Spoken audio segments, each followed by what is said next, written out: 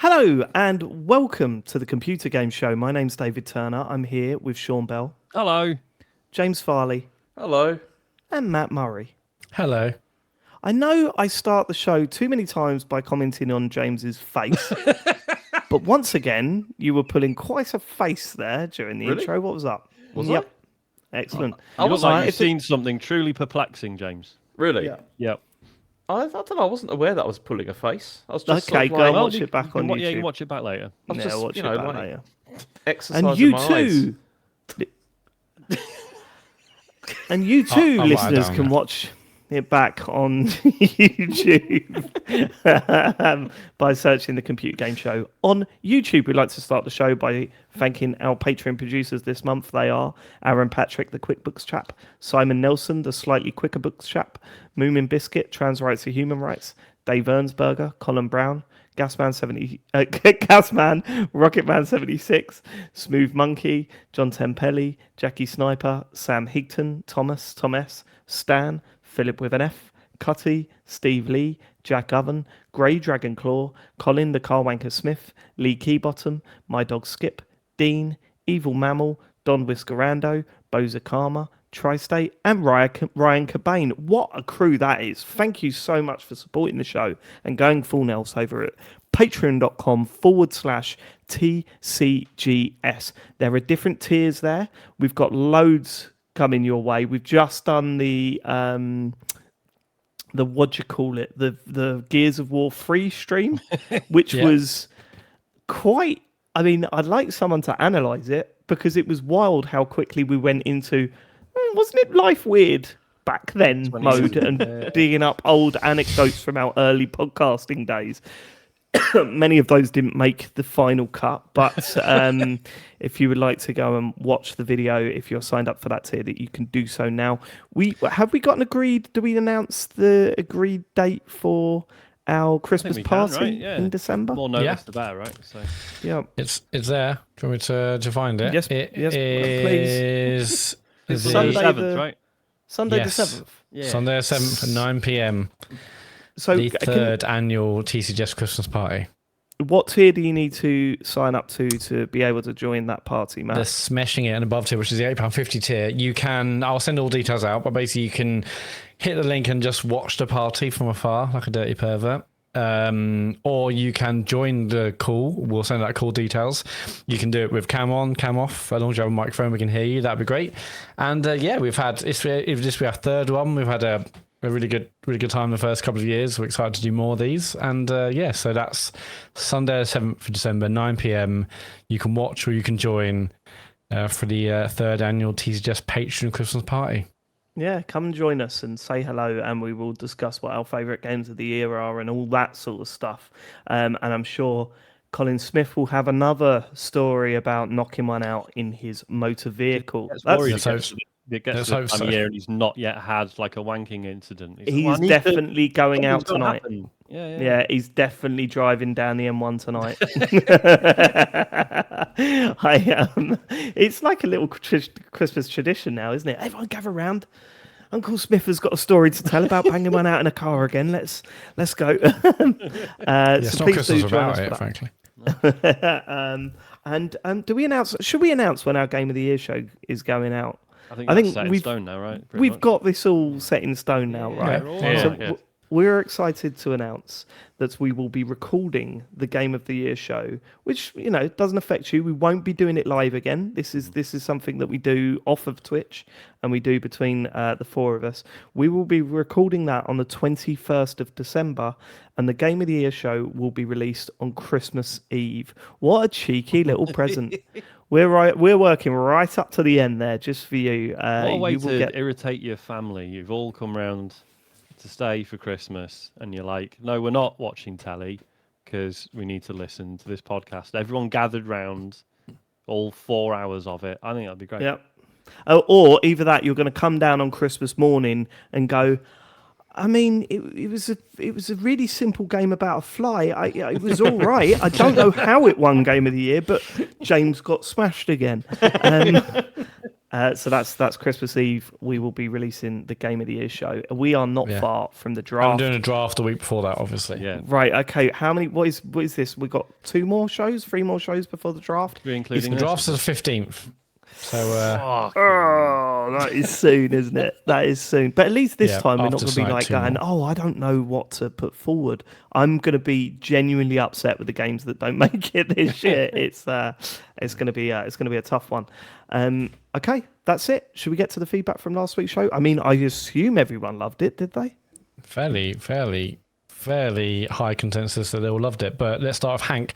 Hello, it just struck me that James's surname means dangerous in Norwegian/Danish. Seems important. Thanks for the pods. See, is that Not true? sweet. Because I looked it up on Google Translate and it just said nothing.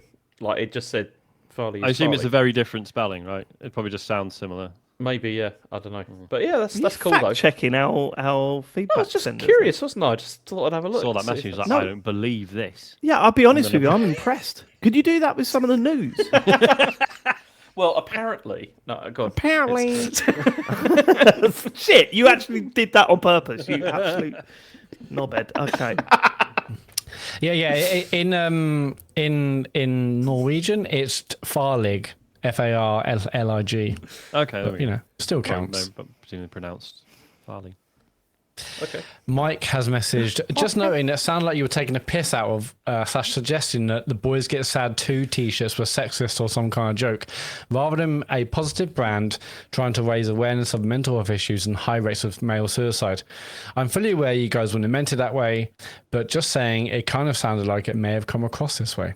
Yep, fair enough. It It was was, meant to wasn't just it? be a gag about seeing them all the time on Instagram, a gag which I would have thought better of had I remembered that show was going out on International Men's Day. So apologies to anyone who felt that was inappropriate physically. Look, I joined in as well. Look, I mean, I didn't think of it at the time. I was the same. It was that I see it everywhere, and I thought that was what the joke was. But when I listened to it back, I thought it does sound like we're not like we're sort of being sneery at that charity. It's not. It's a really important charity. and Not if a you don't know charity. about You it, don't go know and it's a look it up. charity. I think I'm pretty sure it's Oh no, a just an awareness. Yeah, I know what you mean. Oh, I'm getting this all wrong. Oh, let's fuck it. I hate it actually, Sean. Yeah, I hate men's mental Yeah. health.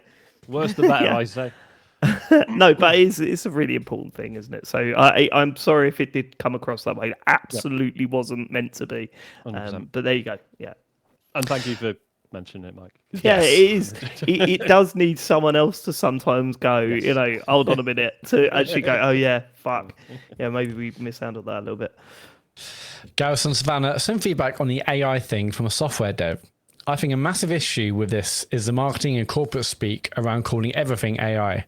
A lot of tools that have been around for a long time in one form or another that would have previously been referred to as machine learning or just automation are now referred to as AI, and sometimes mislabeled or lumped in with generative AI. I think this is where there's a huge disconnect between the devs and senior leadership or corporate. Tools that devs don't think of as AI get labeled as such as it's a current tech bubble, so as you guys said, it pulls investment. Tools I use I don't consider to be AI, they are machine learning and automation tools, are now referred to as AI by senior leaders, so they can report back to their superiors their departments are using AI.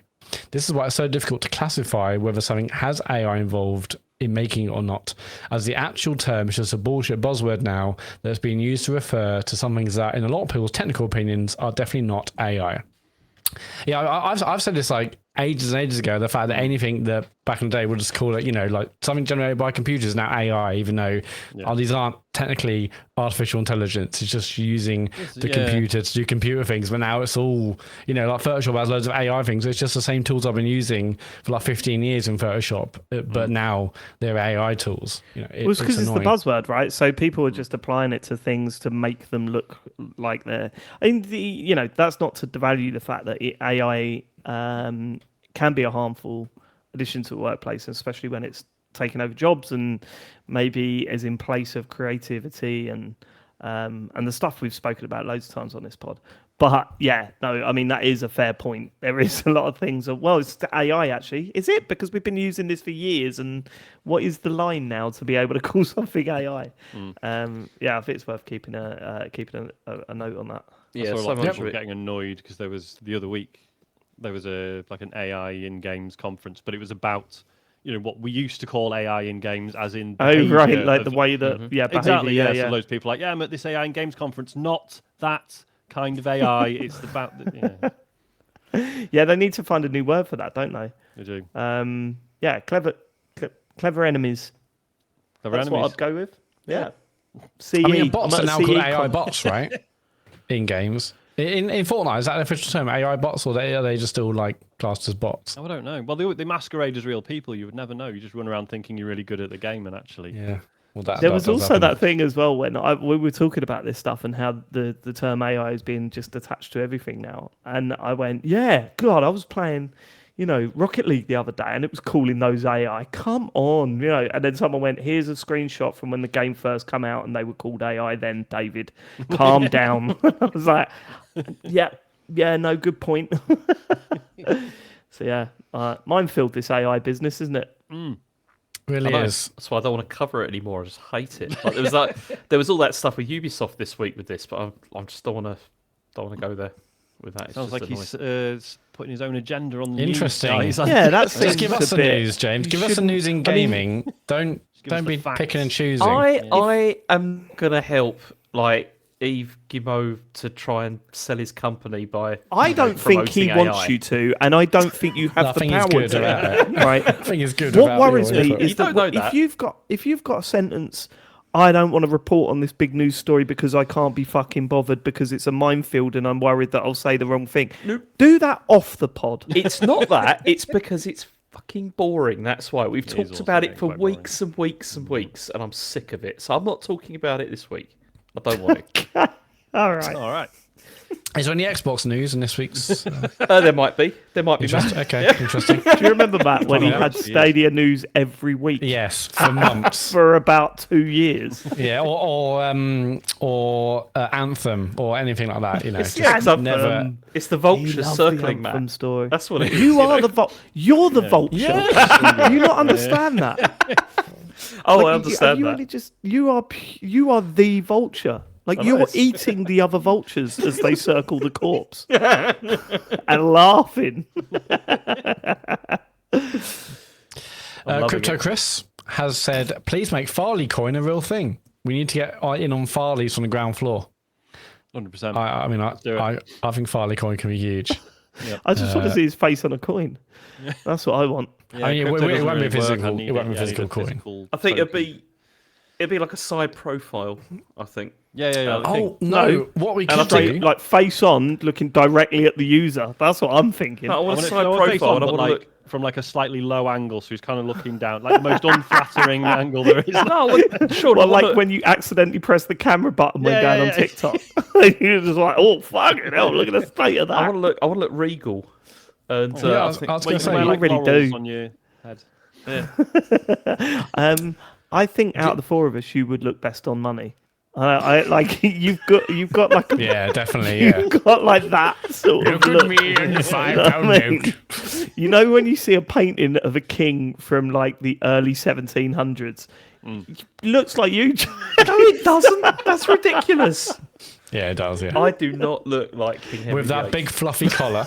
No, not King Henry VIII. Don't go there. I wasn't going there. It's just that general look where you go, oh, that's interesting. That's what they looked like back then, is it? And then you And turn he up behind me, turns and I'm to like, you ugh.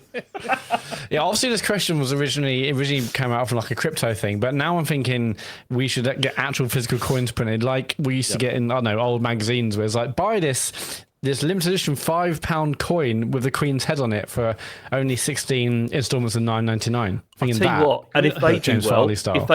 we do commemorative plates. Yeah, exactly. Oh Yeah, man, I on the love a back of James Radio Farley Times. plate. I was going to say, could we get one of those machines, they have at the zoo where you like press a coin? Yeah, and you squeeze Type it. Yeah, one with James's face on it. Yeah. Yeah, definitely. Do you remember when Matt used to talk about his crypto portfolio all the time? Do you remember? Yeah, I love And that he went back in the quiet day, on yeah. it. Yeah, I sold that actually. I was like, hang on, why have I got this anymore? It was fun. It's fun, the old internet money. Seeing numbers go up and stuff, and down. All down. Very, very, very severely down, I think, was the problem, wasn't it? Yeah. I was up in the end. okay. Jormar Are they talking? Let's go with Jorma. I don't know. What are you trying to get me to say there? I don't know, but Jorma. Just feel a bit like At the end of November last year, a friend and I were talking about podcasts, and he recommended yours. I listened from the most recent episode until the Game of the Year show. What a hot mess. I loved it. I went back. I listened to all previous Gotti shows. For reasons I can't explain, I then began listening to the pod from the first episode. We are now almost a year in, and I've just finished listening to all 478 episodes, plus Marvel calls. You have ruined me. Shit. Just kidding. Despite Bantercast being dead, yours is living its best life. Oh, I thought he was going to go, just kidding. I haven't heard a single episode. I just want to shout out some of my favourite moments, but given I've just Katamari'd your back catalogue, it would feel like a shit clip show from the 90s sitcom. Keep on amazing work. Appreciate you all from Jorma. No, John Mark, no. Send your best moments. Yeah, please. Yeah, send them back in. Don't remember we need most of it. Yeah, we need the flattery and the. We need that. We eat, feed off it. So just send we in eat the. it. We eat it. You have to make sure there's one of each of us, or else one of us will get upset if they get. No, I don't left care. out. I don't mind if there's It'll not just be a any list of those James three. moments. Well, if we're it's here this as James well, but moments. okay. Well, sometimes when it's James moments, I think I orchestrated that, so I'm alright. Yeah. Do you know what I mean? Like, there's License to I'm own still the conditions. brains behind that moment. Yeah. Do we talk about? So there's this bet going on at the moment, and Matt Murray is betting James Farley about the next Xbox console and who's going to manufacture it. And if Microsoft make it, then James loses. But if a third party makes it, then Matt loses. The loser has to do 5 minutes of stand-up minimum at an open mic. And have we mentioned? Do I mention the idea I've got for James? Because I don't think we should. Because I'm be a so surprise. buzzing about I know, it. It's a good idea. It's a very good idea, and I like it. But it's years away, isn't it? It's not gonna happen. So I'm gonna talk about it, right? The idea is that James walks onto a stage in an open mic in a pub somewhere with presumably about 5 or 6 people watching, because this is what these places are like. And James treats it like his comeback tour, like he was massive 20 years ago. And he walks on stage with the confidence. And James, you had a good line. If a joke doesn't go well, you go, oh, yeah, that used to kill that joke. and I said, in those 5 minutes, you have to say, and the rest, as you know, is history at least 4 times. So it's you just coming in talking. You acting as if everyone should know exactly who you are, to me, is I think it's the funniest idea ever. So please lose that bet. Well, I think I'm probably gonna actually. I think it's gonna happen. So yeah, get ready for that. Also on a punchline, you can say, and that's because, and you hold the mic out, expecting him to finish the famous punchline. You don't remember the catchphrase? Do you remember No, the you don't. catchphrase? And that's because you. And knickers were in a twist. Yeah. I think knickers were in a. Hello. It's like what is going on? Yeah, wouldn't worry. I'm more like to lose than James, so maybe I should repackage that for myself. That's tempting. the idea now. Get your own material, Matt. All right, I've been writing it, so don't worry about that. I've got plenty of material, mate. Right, let's move on. Last one is it's from Adam. Dark calls won't play Apple Podcasts. Error message cannot be played in this device. If this can be checked, that would be great. Cheers. Yeah, it's because we basically took the website down. I was going to say, that's The whole thing right. needs Yeah, to be, we the whole thing pulled does need to be fixed. I mean, every podcast is on YouTube to listen. But we didn't need a website anymore. It's too much upkeep. Even now, it's still giving us issues like this. But then Dark Calls was hosted on the website, whereas Marvel Calls is its own separate feed, which we're still paying for. I don't know. It's all kind of the idea is that the call series is sort of done, and the amount of listeners we're getting out of that per month for what we're paying is silly, really. We should probably drop the Marvel Calls ones and just move everything onto YouTube. So if you do want to listen to them, Adam, then check them out on a YouTube page. They're all up there, as are the Marvel Calls episodes. So it's all up there. Go and check those out. And if you want a link to our YouTube, go to tcgs.co, where you can leave us feedback and also get all the rest of the links. So go there. That was Lovely. slick, Matt. It was slick as fuck, actually. Yeah, great. Well done. Let's see how slick you can be now, James, with the news. Okay. So Rebecca Heineman has died, who was one of the co-founders of Interplay, and she died at age of 62. So I don't know how much you know of her and her work, but she was involved with many, particularly porting. She did a lot of ports of games, sort of back in the day, and she worked on The Bard's Tale, also on like ports of like Wolfenstein and Doom, and she was also received the gaming's Icon Award in 2025 for advocacy for LGBTQ plus inclusion as well, and accessibility and diversity in tech. Do you want to hear a final message?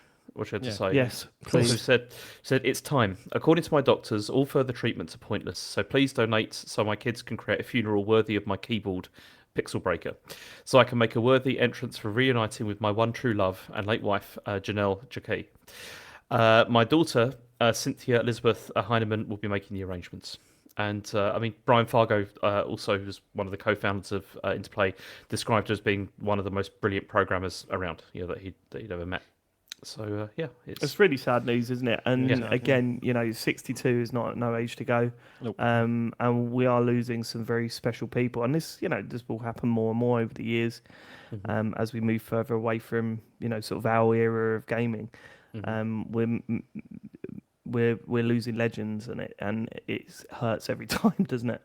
Sucks. So yeah, shout out to anyone that knew Rebecca and her family. Awful news. Okay.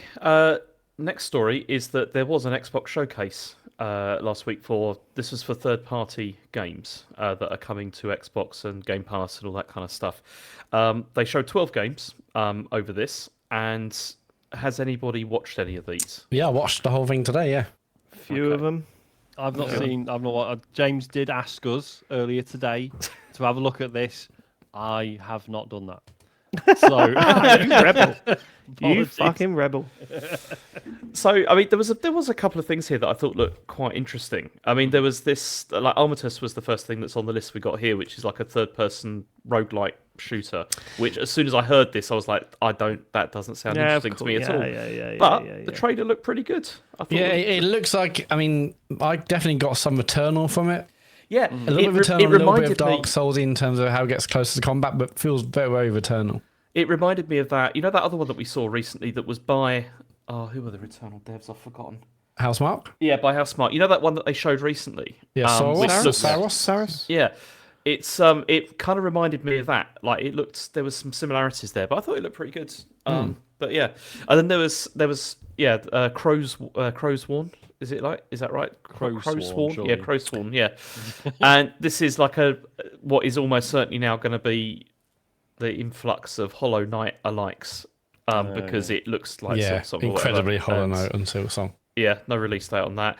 There was Erosion, which also looked kind of interesting. This is like a Western-themed game where you're trying to save someone. Make of Erosion. I kind of look like the style of it. It's supposed to be like a sandbox game. My interest went up 200% when I saw there was poker in it. But I love the art style. Proper voxel. Yeah. weirdness. Voxely, all destruction, and I think it looked gorgeous. Almost tilt shifty look as well. I think it looked really nice. It's a classic trailer, I think. Echo Generation 2 looked boring. Then we had I hadn't heard of the first one, honestly. Don't talk about it then. Yeah, I've not heard of the first one either. Developers Like, made that game. I can't wait to hear what James says Yeah, I about know. it. What a shitty thing to do. Like, Yeah, that's horrible. Okay, it's a turn-based, like, Paper Mario style RPG set in a cyberpunk. yeah, it does sound world. boring. Actually, fair Yeah. enough. And then there was also The Mound, Omen of Cthulhu, which was a co-op shooter, and it reminded me of Strange Brigade. If anybody remembers that, the Rebellion game. I did not. Strange Brigade come out at a bad time because we played it at EGX, didn't we? And we fucking loved it. Or was it Rezzed? I think it might be Rezzed. And then it came out, and it was one of those times where everyone was like sort of busy and we weren't playing games regularly. But I imagine, had we been all together, maybe we should do that as a stream. Well, Strange Brigade was really good. I played quite a lot of it, and we had like a really good time. It was it was a good game. Then there's also Raji Kalyuga, which is a sequel to the original Raji, which I played, which was this kind of like Metroidvania style thing that focused on Indian cultural mythology, and it was created by it's Nodding Heads Games, who are from India as well, and I thought it was fine. It was pretty good, but this one's third person, and the trailer for this, it really reminded me of Hellblade. Like it just looks, I don't know why. Yeah, I had a bit of a look about that. Yeah, but the characters. But no release date for that yet. And then we got another trailer for Reanimal, which is the one that's by the people that were working on Little Nightmares before. And I'm looking forward to this because I like that. That's a stream, stunning, man. Like it looks Yeah, I awesome. forgot it's I'll co-op, never isn't it? play it, but it looks incredible. Yeah. Is it just It's a two-player stream. co-op? Or Yeah, two-player. Yeah, two-player co-op, yeah. And because Little Nightmares 3 came out recently, but it's not by the original developers, and I think people said it's okay, but it's not. Yeah, this is really. Maybe you two need to do it then. Maybe James and Matt needs to stream this, or Matt, if you're not up for it, maybe can I'll do that. stream it with James. That'd be fun. But it does look like a very streamable game, Yeah. and looks incredible. Like visually, it just looks stunning. Yeah. And then Roadside Research, which I thought looked quite funny. yeah, it's which like is- really weird. Yeah. So this so is again, where you work as a supermarket worker, but then you're filling shelves and serving customers and stuff like that. But the twist is that you're an alien getting ready for an invasion, so you've got to deal with all this like mundane stuff, but kind of not let people catch on that you're actually an alien, and like you're wearing like a paper bag like over your head, sort of thing, to like sort of indicate that you're really human, even though you're not. And I don't know, it's that kind of like Octodad kind of vibe. I thought I was getting off it, but it's all right. Yeah, I like how you have to like, draw the faces and stuff. This is also Game Pass. I'm trying to find out whether it's like a 4-player co-op, because I thought this could pretty sure it this is, could right? definitely be a stream. It looked like it. I mean, there's loads of players in the trailer, so I assumed it would be. But Actually, for the context for the listeners, I am now watching the trailers as we go. So just in case everyone's listening, thinking, why is Sean offering opinions? He just said he's not seen any of this. I'm doing it as we go. Needs to catch up. It was too kooky for me. A little bit too kooky. Okay. He hates fun, doesn't he? Have you cleared the cookies? What about Tides of Annihilation? I thought this Now we're looked talking. stunning. Like the boss battle looks incredible. I'm not sure if it's necessarily for me, but my god, it looked incredible from the trailer. I mean, A I've really got intense boss battle.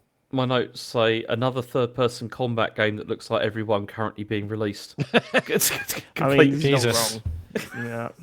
It's- Were you in a bad mood when you wrote a note, or you just? Yeah, I was. I was pretty. Okay, really cool. tired. Nice.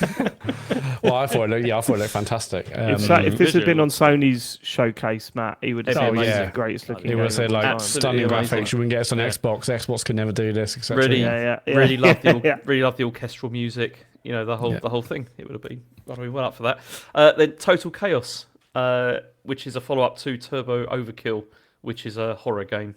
But it looks a lot like Silent Hill, but without any of the subtlety whatsoever. And it's Okay, just that's like another dig. Another It's dig. like- Jesus. No, Anything I'm not positive to saying say? I'm not saying that that's bad. No wonder no one fucking likes us. I'm saying it's like combat folk. Look, I'm just being honest. With none of the subtlety. I mean, okay. Yeah, no, but Do you the have stuff that can be a good thing. It could be good if it's not being Not very like you subtle. fucking said it. Yeah, it's like Silent Hill without any of the subtlety in a good way.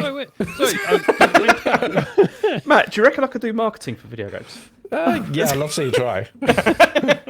This is shit in a good way. I was job really swap. confused because James quite rightly is what it says on Eurogamer's follow-up to Turbo Overkill, and I was like, is it? Because Turbo Overkill is like a boomer shooter. It's like a really fun one. So to see that this was like a horror game, I was like, is Eurogamer got it wrong? No, it's the same devs. So Right, fair okay. enough. Right. And then they had my game of the show, which was Vampire Crawlers, which is Vampire Survivors as a deck building roguelike. And so But they don't say that in the trailer, James. Crucially, but There's a that's- funny. I have seen. This is the one trailer I did see before. Yeah, it's a very good trailer because the start of it, it's like, making out like they're going full open world, 4K 60 ray tracing graphics. And you're like, no, actually, we're not doing that at all. No, we're doing a deck building roguelike. I'm well up for it, obviously. But yeah, It looks like am I stupid here? Is this what all the games look like? But to me, it really looks like the fucking what was it, Balatro? With playing In what certain way? cards and that building up and sort of it just looks like a big I point. mean, yeah, that's the combination genre. thing. But yeah. Yeah, that's what I thought. Maybe it's like the one other game that I you are played boss in this babying it. genre. I think. That's just... Yeah.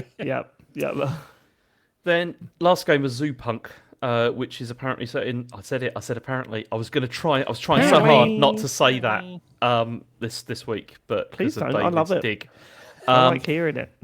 But it's set in the same universe as Fist, which is the Forged in Shadow Torch third-person action game.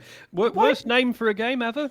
Is this Sean? up Did there. you play that? Because No. I don't know why I've got this thing because when I That saw does this, ring a I bell. thought Sean knew about this. I was aware of it, and it did appear on Game Pass, and I thought I might give it a go, but just the name just wound me up. Forged in Shadow Torch. What the fuck does that mean? Mm-hmm. Or maybe if I play That's it. definitely one of the ones where Yeah. you come up with the word first Exactly. and then you work backwards. I briefly watched the trailer for this as well. I didn't really get a lot from it. Really? I I thought thought the trailer was great. I just didn't. Yeah, When the actual trailer's game came cool. in, I was like, okay, probably Yeah. not for me. But I thought the trailer was fun, Really? and yeah.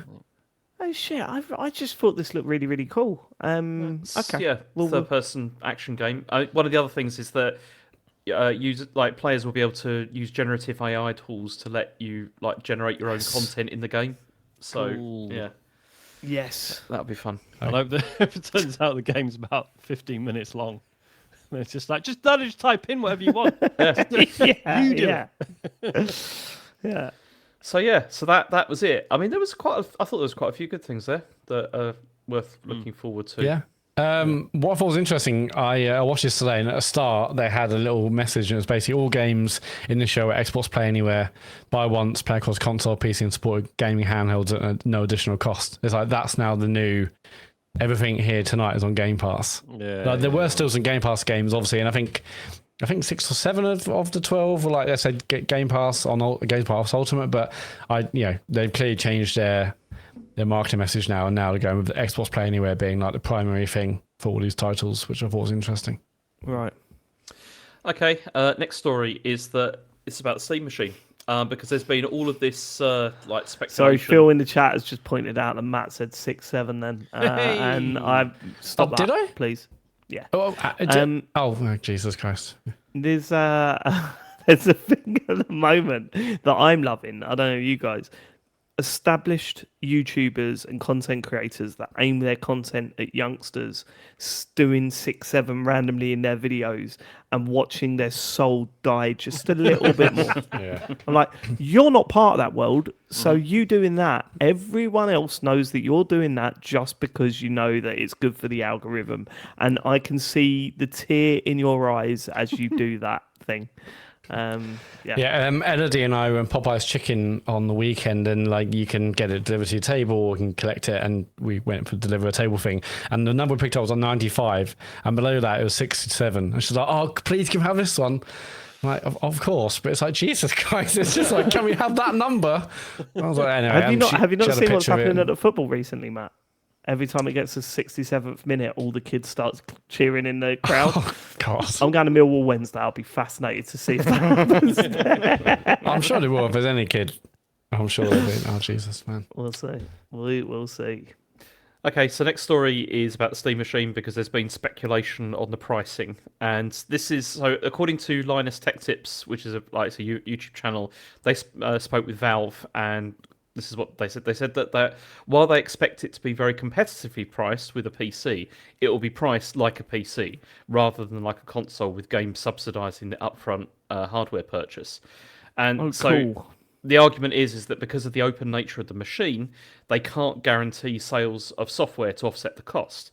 Because can, right? That's literally what they're releasing this for. That's bullshit. But you could. Okay, so the argument could be made that these machines, if they subsidise them and they were really cheap, a company could just come and buy 10,000 of them, say, and use them as for a server rack or something like that. Yeah.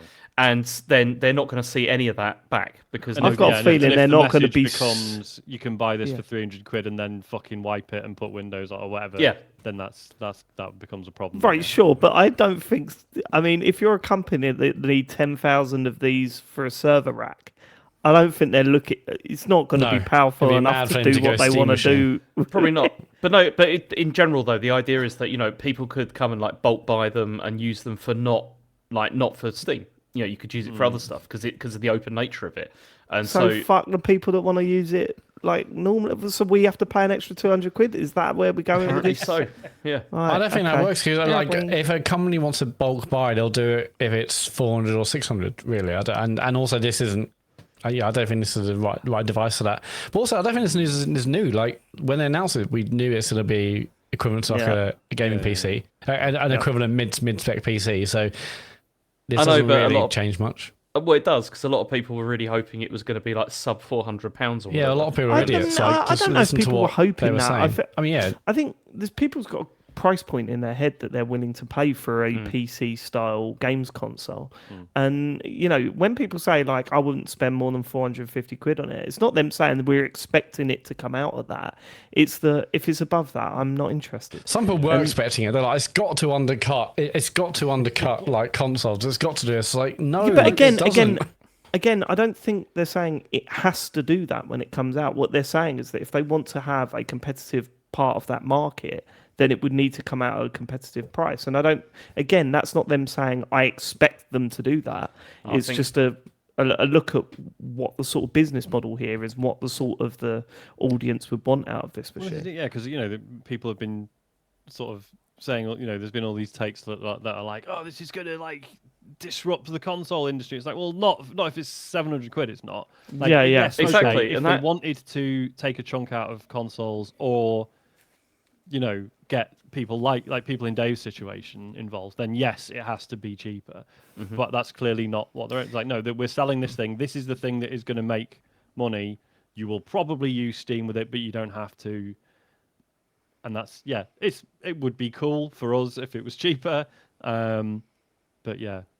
Yeah, no, it won't be. I mean, and not only that, when you look at the market now and what you know, these ROG Ally machines have come out at, and the fact that everything's going up, we know that this is going to be a pricey bit of kit. And all I'm saying is that there's a threshold for me playing Steam games on my TV, and I think anything above £400 for me is going to be a no-go. Yeah. But I think the ROG Ally is a different thing though, because that, just like the Zen 2, like they're both extremely premium cutting-edge technology with like the best processors. This is not that for a reason, because I'm sure they've seen the hardware survey. Although obviously they say a hardware survey. Sure, so but they know that they know what people are willing to pay. They know what could pay like most of the games. So they're not going for like, you know, the top end, and so that should hopefully be reflected. Which way do you think it's going to fall? Because by the sounds of it, you were saying I could see it being about 700, 800 quid. And at the same time, you're saying, oh, it won't be priced along the same time, same as the sort of ROG Allies. So what do you think? I mean, I don't think it's going to be a grand. I'm still thinking it'd be $499 for the basic, but like $649, $699 for the other one. Like in the UK, like for mid price PC, that is around that price. I mean, anywhere between 4 and 7, I think. But I don't know. I mean, I still think it's going to be. It's not going to be a grand, because they're not going for bleeding edge technology. I think it will be in the middle spot. I know Steam Deck starts at $349, but again, like there are more expensive ones for OLED, etc., or better components. We know we can put an SD card in if we don't want like the basic cheap one, but there might be a Steam Deck whereby if you get like the 2 terabyte one that actually has other internal elements which are better than the basic one, who knows? But I still think it's going to be, I think they'll try and be competitive with the bottom one, and then the other one is for everyone else who just wants more storage and doesn't want to tinker around with their machine too much. But it's not going to be a grand, no way. I reckon the cheapest one will be like $599, like in the UK. I reckon it'll be about that. I think it's going to be around that, yeah. And that would price me up, I think. Mm-hmm. All right, Sean, joining in at the end there. I'm going to wait until. I want to feel part of something. Do you know what Why didn't you guys have a bet? Why didn't you guys have a big old bet? Because we agree. Someone change your mind. Have a big Because old we've bet. all said the same thing. Why don't you change your mind? Have a big old bet. Go on. No, Okay. that's stupid. Wanker. In connection to this, so the internet last week thought that Half-Life 3 was being announced. There was a whole thing with this, and Too right. The internet and 2 members of this podcast, I would say. Damn straight. and it's quite funny because I've got like all the background here, and Matt can You got all probably the background? clarify some of this because maybe it's wrong or whatever. Because I know you've been following this very closely, Matt. Oh, as damn well. straight, yeah. That's I'll what be in it the was. wrong mock afraid. I mean, like, before you go into it, Okay. before you go into it, Matt, how many times have we been here? And I was the same. Oh, I was know this that. week. It's I all was a bit going, tongue oh in my cheek. god! We all know it's silly drama, I'm but it's going, fun. This week I was going, oh my god! Like even Nate the Hate is sort of hinting at it as well now. So maybe this is it. Maybe, and I've been here a million times before, sitting here going, no, I think it's getting announced this week. Last time it happened was like at the start of this year. So I mean.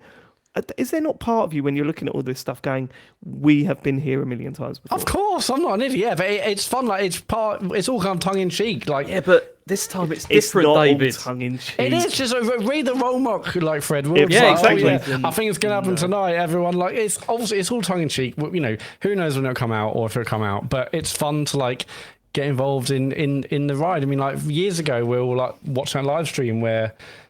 I don't know. There's been so many countless occasions where it's like it's coming, it's happening. You know, it's on Jeff Keighley's show and this, that, and the other, and like, oh, there's nothing happening on the 18th of November, so it must be a Half-Life game.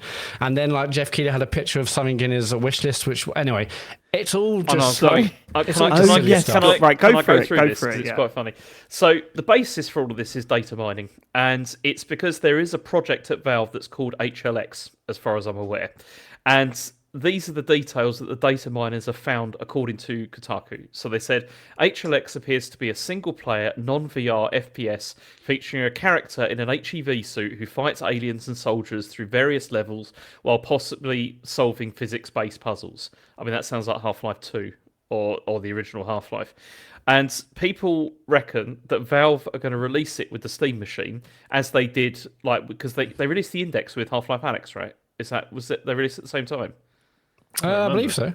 Yeah, so Right, it's like this idea they're launching a new platform, so it's got to have a new Half-Life game. Also, 18th of November was believed to be the date because this is the 6th anniversary of Half-Life Alyx's announcement. Then other people thought it was going to be the 19th of November because this is the 17th year anniversary of Half-Life. Yeah. Then people also noticed that there was a gap in the sales events on Steam from the 18th of November to the 8th of December. So people thought, oh, they're clearing space for Half-Life 3. Like that's why it's there. It's definitely going to be that. Then people noticed that Jeff Keighley only had one game on his Steam wish list. But then there was no, obviously you can't see what this is, and there's no store page for Half-Life 3 or anything, so nobody knows what it was. So people asked him, what is this? What is this? And he just posted like those like eye emojis of just like, what could this be?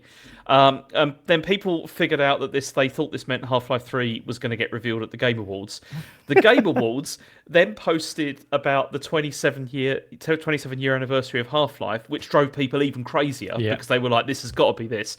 But then Tyler McVicker, who's a Valve reporter and also has done a lot of like leaks that have come out of Valve, said that they do this every year, and also for Half-Life 2, like they just announced this is the anniversary of this. So it's all just circumstantial evidence and people making shit up. This is what I'm trying to say. Yeah, it's just a fun ride. You know, it probably won't happen, but it's fun to get, mixed up in all the hype. Like, it might actually happen. It's, who knows?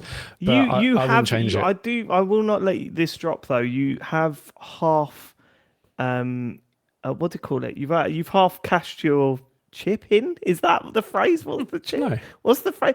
You've sort of spoilt this for yourself a little bit, Matt, by calling Half-Life Alyx the big Half-Life return. So, I never called it that. I just said it's an excellent Half-Life game. You said it's a legitimate sequel. Yeah. Yeah, so, I think those are your words, not mine. the real fans that really know what's going on, we're more excited because it's been such a longer wait.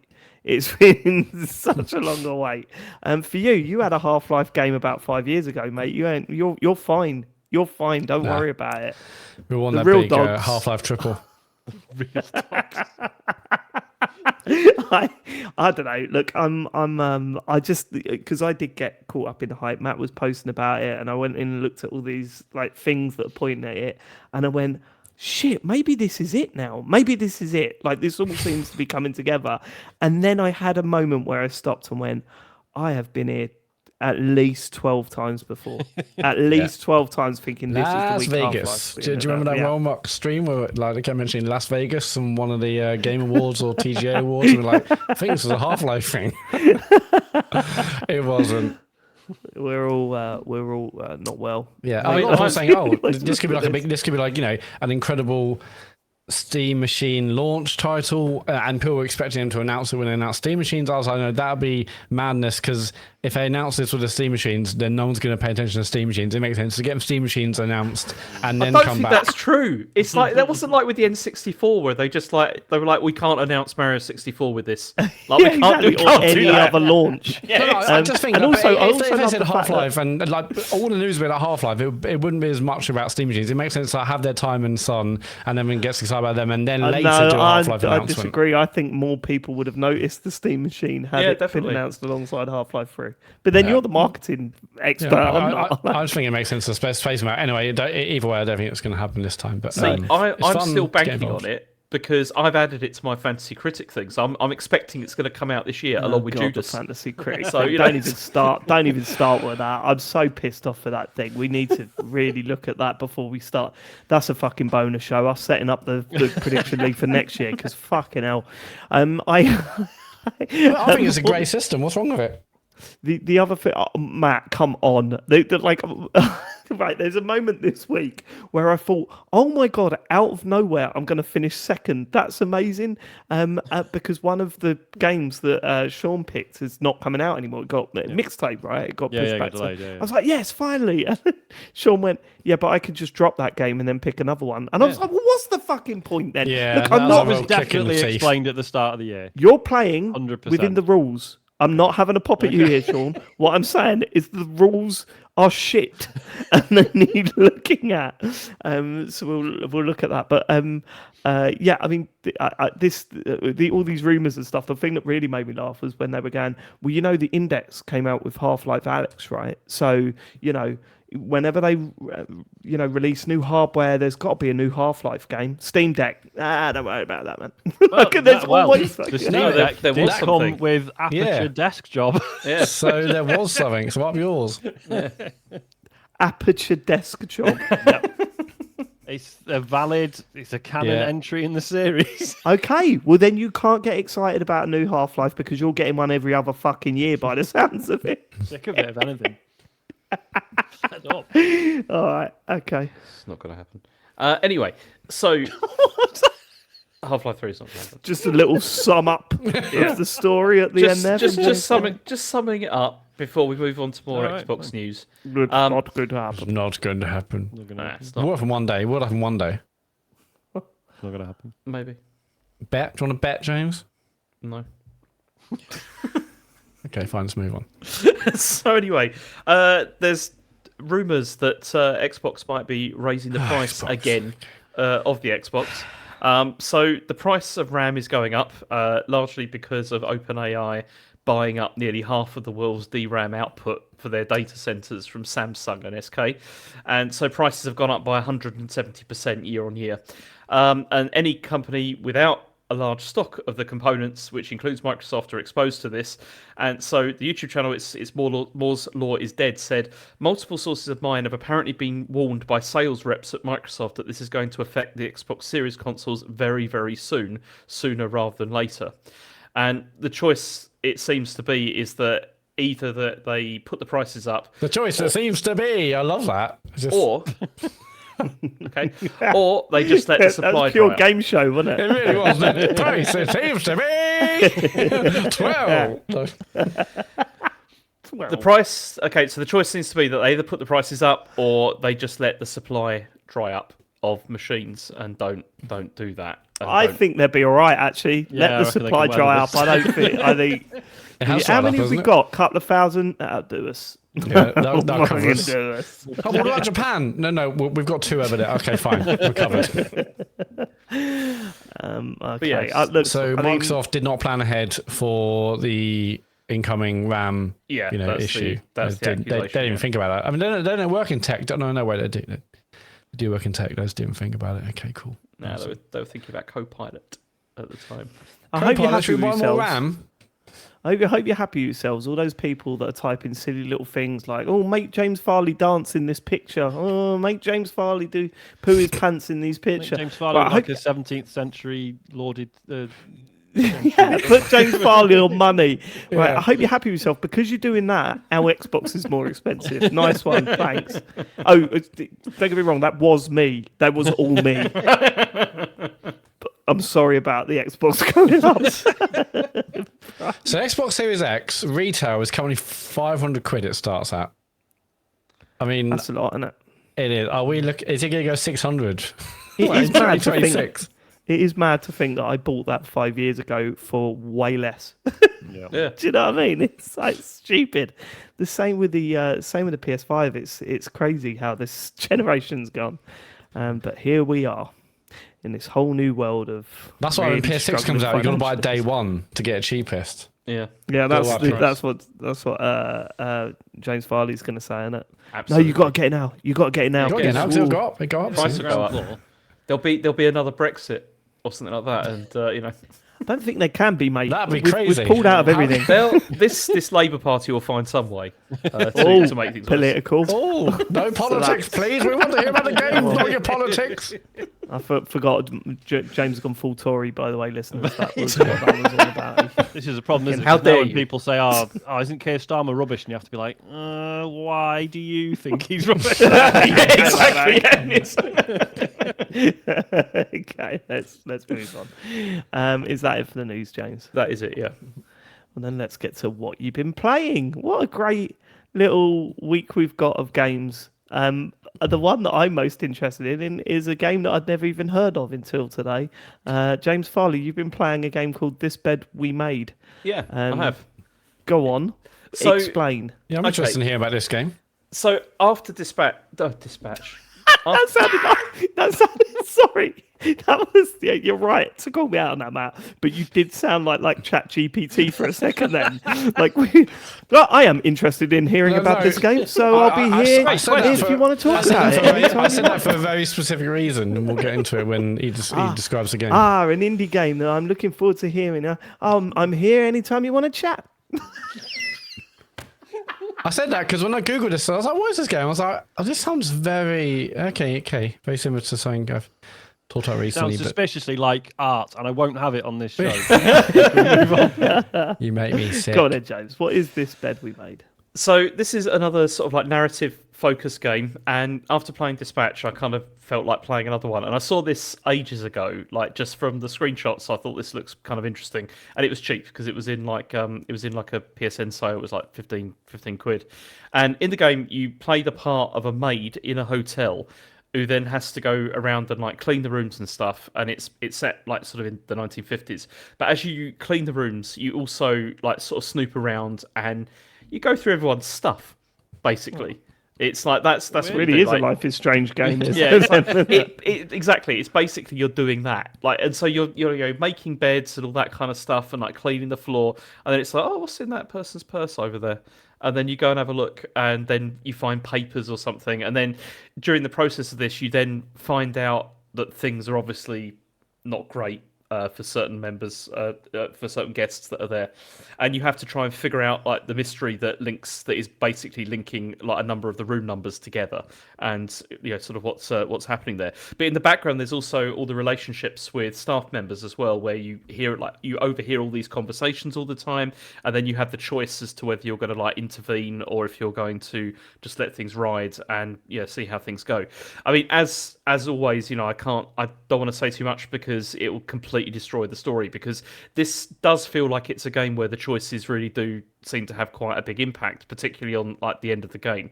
And I mean, you get the opportunity whether you want to sort of like manipulate situations or like destroy evidence and all that kind of stuff. And you can choose to destroy the evidence or preserve it. And as I said, like all of this really like impacts the progression and where the story goes. And like the character movements look really wooden, and it doesn't look great. Like if you're looking at like emotion, I mean, it's an indie dev has like put the game together, but it's still incredibly atmospheric, even though that it has this sort of like slightly sort of stilted like animation style, and it's got that Max Payne thing of, do you remember the original Max Payne? Bullet time. Where the Sweet. Do you remember, like in Max Payne, it was like all the snow. It was just like constant snow going on, right? Yep. And it's like you look out the window and there's just snow like coming down all the time, and it just feels like really like atmospheric, and it's like it's a nice kind of like gentle adventure. There's no like peril or anything like that. There's no like horror. Sorry. It's like Max Payne because it's got snow in it. Was that where No, you were going? it's the sort of the film noir like atmosphere of What Dave's meant to say is it's like the David Cage masterpiece Fahrenheit. Yeah, loads of snow in that one. Yeah. Oh, because it's got snow in it. Okay, right. No, it's the sort of film noir like sort of atmosphere and like the like the snow in the background or that kind of. I don't want to keep talking about the fucking snow. Don't want to keep talking about the snow. It's like There's that, a lot of it's snow a in lot like there's a level in Sonic 3, I think. That had banging music. Ice Cap Zone. Isn't that the supposed Michael Jackson track? Yeah, it is. Yeah, that's which has been they changed that in the one that came out. Yeah, Which is proof, isn't it? That's the smoking gun. That's what people claim. Yeah. But it's only around 3 hours long, and I'd recommend it because it was I had a good time with it. I played it over like I don't know, a couple of sessions, and I was just like, yeah, I'm just enjoying walking around in this and trying to solve puzzles that even I can solve and not get really angry with. So it was good. It's a good game. Yeah. All right. Yeah, when I Googled this, you have been getting angry with, James. Is that? Yeah. Oh yeah, you've left that one off. Yeah, Silk Song. I've been that off now. I'm not playing that anymore. Forget it. It's like I played. You see, the thing is, right? I got up to like Act 2 of that, and I got a fair way through Act 2, and I just got to the point where I was playing it like today actually, and then I was just like, I'm not enjoying this at all. Like it's just irritating me. Like I'm just to the point where parts of the game I really did enjoy. Like I enjoyed all of the the platforming and stuff like that. But I never enjoyed that thing where they just like dump you in a tiny room and then it's just constantly respawning enemies, and you're just like, this is rubbish and it's not fun. And it's like, I know I can do this, but I know that I'm gonna have to sit here and do this probably about 20 or 30 times before I get through it. And I was just like, I haven't got the time for this anymore, and I'm not enjoying it that much that I want to keep doing this. So yeah, I'm done with it. I deleted it today. I'm never going to finish that game. I've just finished. It's How do you know how far from the end you were? Still far, I think, because Really? I got to a part in Act 2 where there was like 3 things that I need to do, and then I can open up Act 3 was like the thing, and it's like, and then I got to trying to do one of those, and I was like, I don't want to do this. This is just irritating. This is just going to do my head in. So That shows no. growth. Usually you will bang it against the wall It's until true, you. It's true. I mean, he will still do it. Like this isn't over. No, it's 100%. I want him to finish baby steps more than I do. Oh my god, yes, 100%. Yeah, See, baby steps feels more doable, like to me, 'Cause it is. and less Well, both are irritating. doable, I guess. It's less irritating than Silk Song, I would say. But Wow. You've got a couple of bits coming up. Don't speak too soon, but Yeah, I I'm cannot excited. wait. The I'm bit excited. that you're in now is Yeah. great. But it is. I would say you've got 2 major challenges left. And you're about to hit one. But the sand though was the worst thing in that game so far. I hate the Don't sand. speak too soon, No. baby. You wait until you're on snow and ice. Any more stuff to do? I had a suspicion ice was coming up and it would really irritate me. But Well, it's funny because the snow in it really reminds me of Max Payne. Really? Because in that Oh, really? game, Why is that? it's got. has it got that like So- film noir like sort of Let me rattle through my games. Mainly because one of them is a new one, Sektori, which is available on PS5 and Steam, I believe. I don't think it's available on the Xbox or Switch. It is Geometry Wars evolved. It's made by Housemark devs. And it feels like a new Geometry Wars. It's very similar in terms of the enemies you're fighting. It's a twin stick shooter. It's got a similar sort of, hardcore soundtrack, very intense. But it adds enough to make it feel different to that. It doesn't feel like just a new Geometry Wars game. It adds, for example, deck building and with different upgrades and bits and pieces like that. But more importantly, and more obviously, it features ever evolving battlefield, which is, I think, in their trailer, where you're playing and then all of a sudden a bunch of tiles appear as red on the play space and then they turn into walls and the battlefield changes in shape and stuff constantly. Holy fuck, I'd forgotten how much I love these games. I think twin stick shooters got a little bit too much. Like that genre got completely saturated at one point, and people tried to do different things with them. tried to make them more tactical. They tried to make them less arcadey. Maybe sometimes put a story behind it. And they were always decent because twin stick shooters tend to be fun to play just naturally. They just feel really tactile to play, and you could zip along and all that sort of stuff. Nothing quite got to the heights of Geometry Wars Evolve, which was just one of the best arcade games I've played. This is the closest it's come. If in some ways it surpasses it. It's intensely difficult.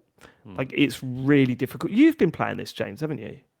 Only very briefly. Yeah, I saw you on the leaderboards. Yeah. That you played, and I did wonder if you got to the cards bit and went, "Fuck this," and turned it off.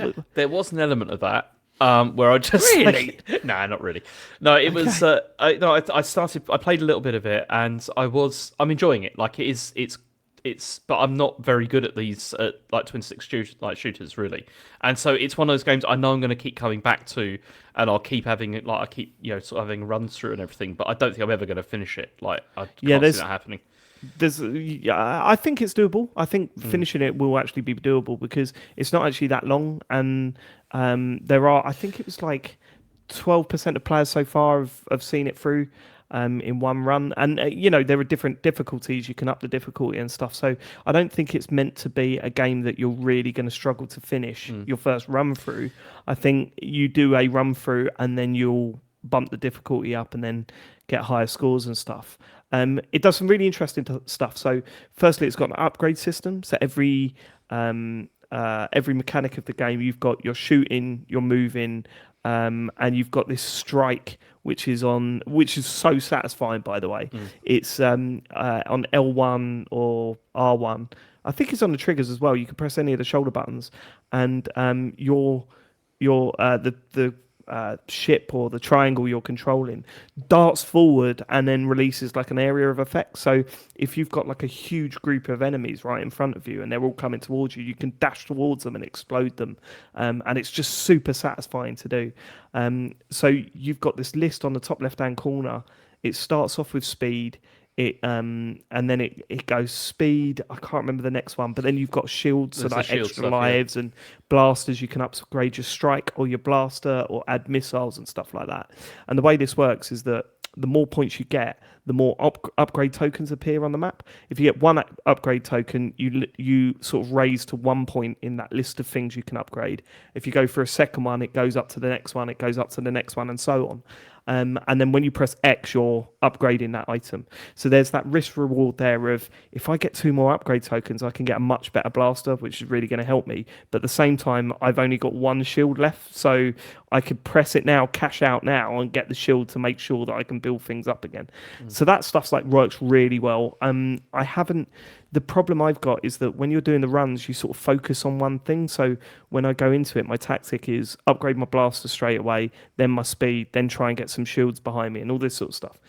So I haven't really touched the missile and strike upgrade. So I don't know how well they'd actually help me out, and I need to experiment a little bit more.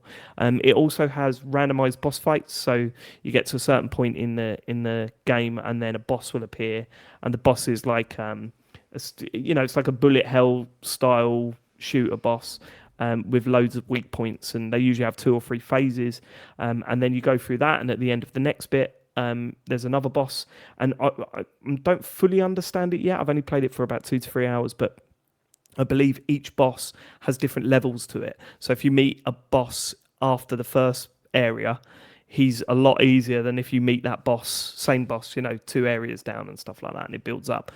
Music, absolutely brilliant. Like it just continuously blasts music out from the moment you start playing all the way through the menus, and when you start again, it doesn't start the music again. It sort of continues and adds layers to it, and it's just fucking super fun to play. All I'll say is that if you don't like twin stick arcade based shooters, then you will not like this. It is very much of that type, and if you struggle with them and find them really difficult, then this is a particularly hard one, and it's going to take you a long time to sort of wrap your head around. It does look absolutely beautiful as well. Yeah, it's fucking stunning. And also the music as well, like all of, like the throbbing, like sort of, because it doesn't the DualSense like vibrate as well when the whole thing's going on? It's like a little bit, yeah. I know that's not like an overbearing thing. but there is so much to it. It does this really cool thing actually, where it goes here are the basic mechanics of the game. There's loads more to it, but go out there and play it and discover what that is. And there's still stuff like, so at the bottom right hand corner, it's got the word Sektori, and then in the game space, every now and then you'll get it's like a token that scrolls through the letters, and you've got to start building that up. I've not completed that yet, so I don't know what happens when you do that. But it's something that I need to focus on at some point. I've just been really enjoying it. Like I as I say, Geometry Wars is such a great game. The only downside I'm having with Sektori at the moment is that I'm not lasting long enough to get into that flow state that you get with Geometry Wars. Like rounds are lasting anywhere between 5 to 10 minutes. So whereas you could go for ages on Geometry Wars and really build up and feel like actually you've got a chance. There are times here when you get to the second world where you're like, fucking hell, I don't even know how I'm supposed to survive this. And I'll go in there with like 3 shields and then just bang, bang, bang, the shields are gone and I'm dead. And sometimes that's really frustrating when you've built up like a really good upgrade path and you think, hold on, this is really fucking working now. Like this is really cool. And then there are like little challenges in each level as well that you can do. And if you pull them off, you get these card upgrades that I was talking about, where I don't really know what chucking the card. What, James? What are you laughing for? No, it's just you said something and then Matt reacted and then that made me laugh. Okay, what did I say? Come on, kids. What did I say that was so funny? If it's so funny, you can tell the rest of the class. Come on. Yeah, tell the rest of the class, Matt. Pull them off. Ah, nice. Look, I didn't say anything. I just raised my eyebrows. I was listening to the engaging conversation. It was James who ruined it for everyone. No, because then I saw Matt and he kind of goaded me into laughing. So I would have a pop, but I work in a world where regularly in meetings people are talking about erections with a straight face. Still makes me laugh every time, and I feel like an idiot because no one else is laughing about it. No one else is laughing about it. I am fucking laughing on the outside. So you can get these cards, and some of the upgrades are brilliant. Like there's one that was like, right, you now shoot a projectile out of your ass at the same time as you do, and that was like really helpful. Look, all I got to say is if you miss games like this, then Sektori is like £11-12, something like that on your PS5. Fucking buy it. It is brilliant. Like it is a brilliant game. And I can't wait to play more of it this week, actually. I haven't put enough time into it at the moment, but I've got to sit down and spend some more time on it because I'm loving it. Yeah, I didn't get into Geometry Wars because I didn't have a 360 at the time. And I know I look at this and it looks far too hard for me. I'm sure I'll have fun with it, but the fact you say it's actually a harder version of things like Geometry Wars makes me think I'm not sure. You've played hard games before, though, Matt. Like, oh, yeah, of course, yeah, but like, I look at it. Yeah, it looks cool, but I don't know if that's really what I feel like right now. Man, do you remember? Yeah, it's intense. Do you remember the music in Geometry Wars? Just like as soon as I hear that, it's like transports me back. Yeah, to like, it's great. I time. think I've played it recently. I think I played it last year actually because it's still playable on the Xbox. I think. I'm pretty sure I played it last year, and it's still brilliant. Geometry Wars 3. Yeah, because that was when I think for a lot of people they'd sort of like wandered off at that point, right? I think they'd like, well, do we really need a third one? But it actually added loads of really cool stuff. There was like a proper campaign mode with like. And it like really changed things up as it went. I thought it was really good. There was like challenges and everything, weren't there? I remember that. It was good.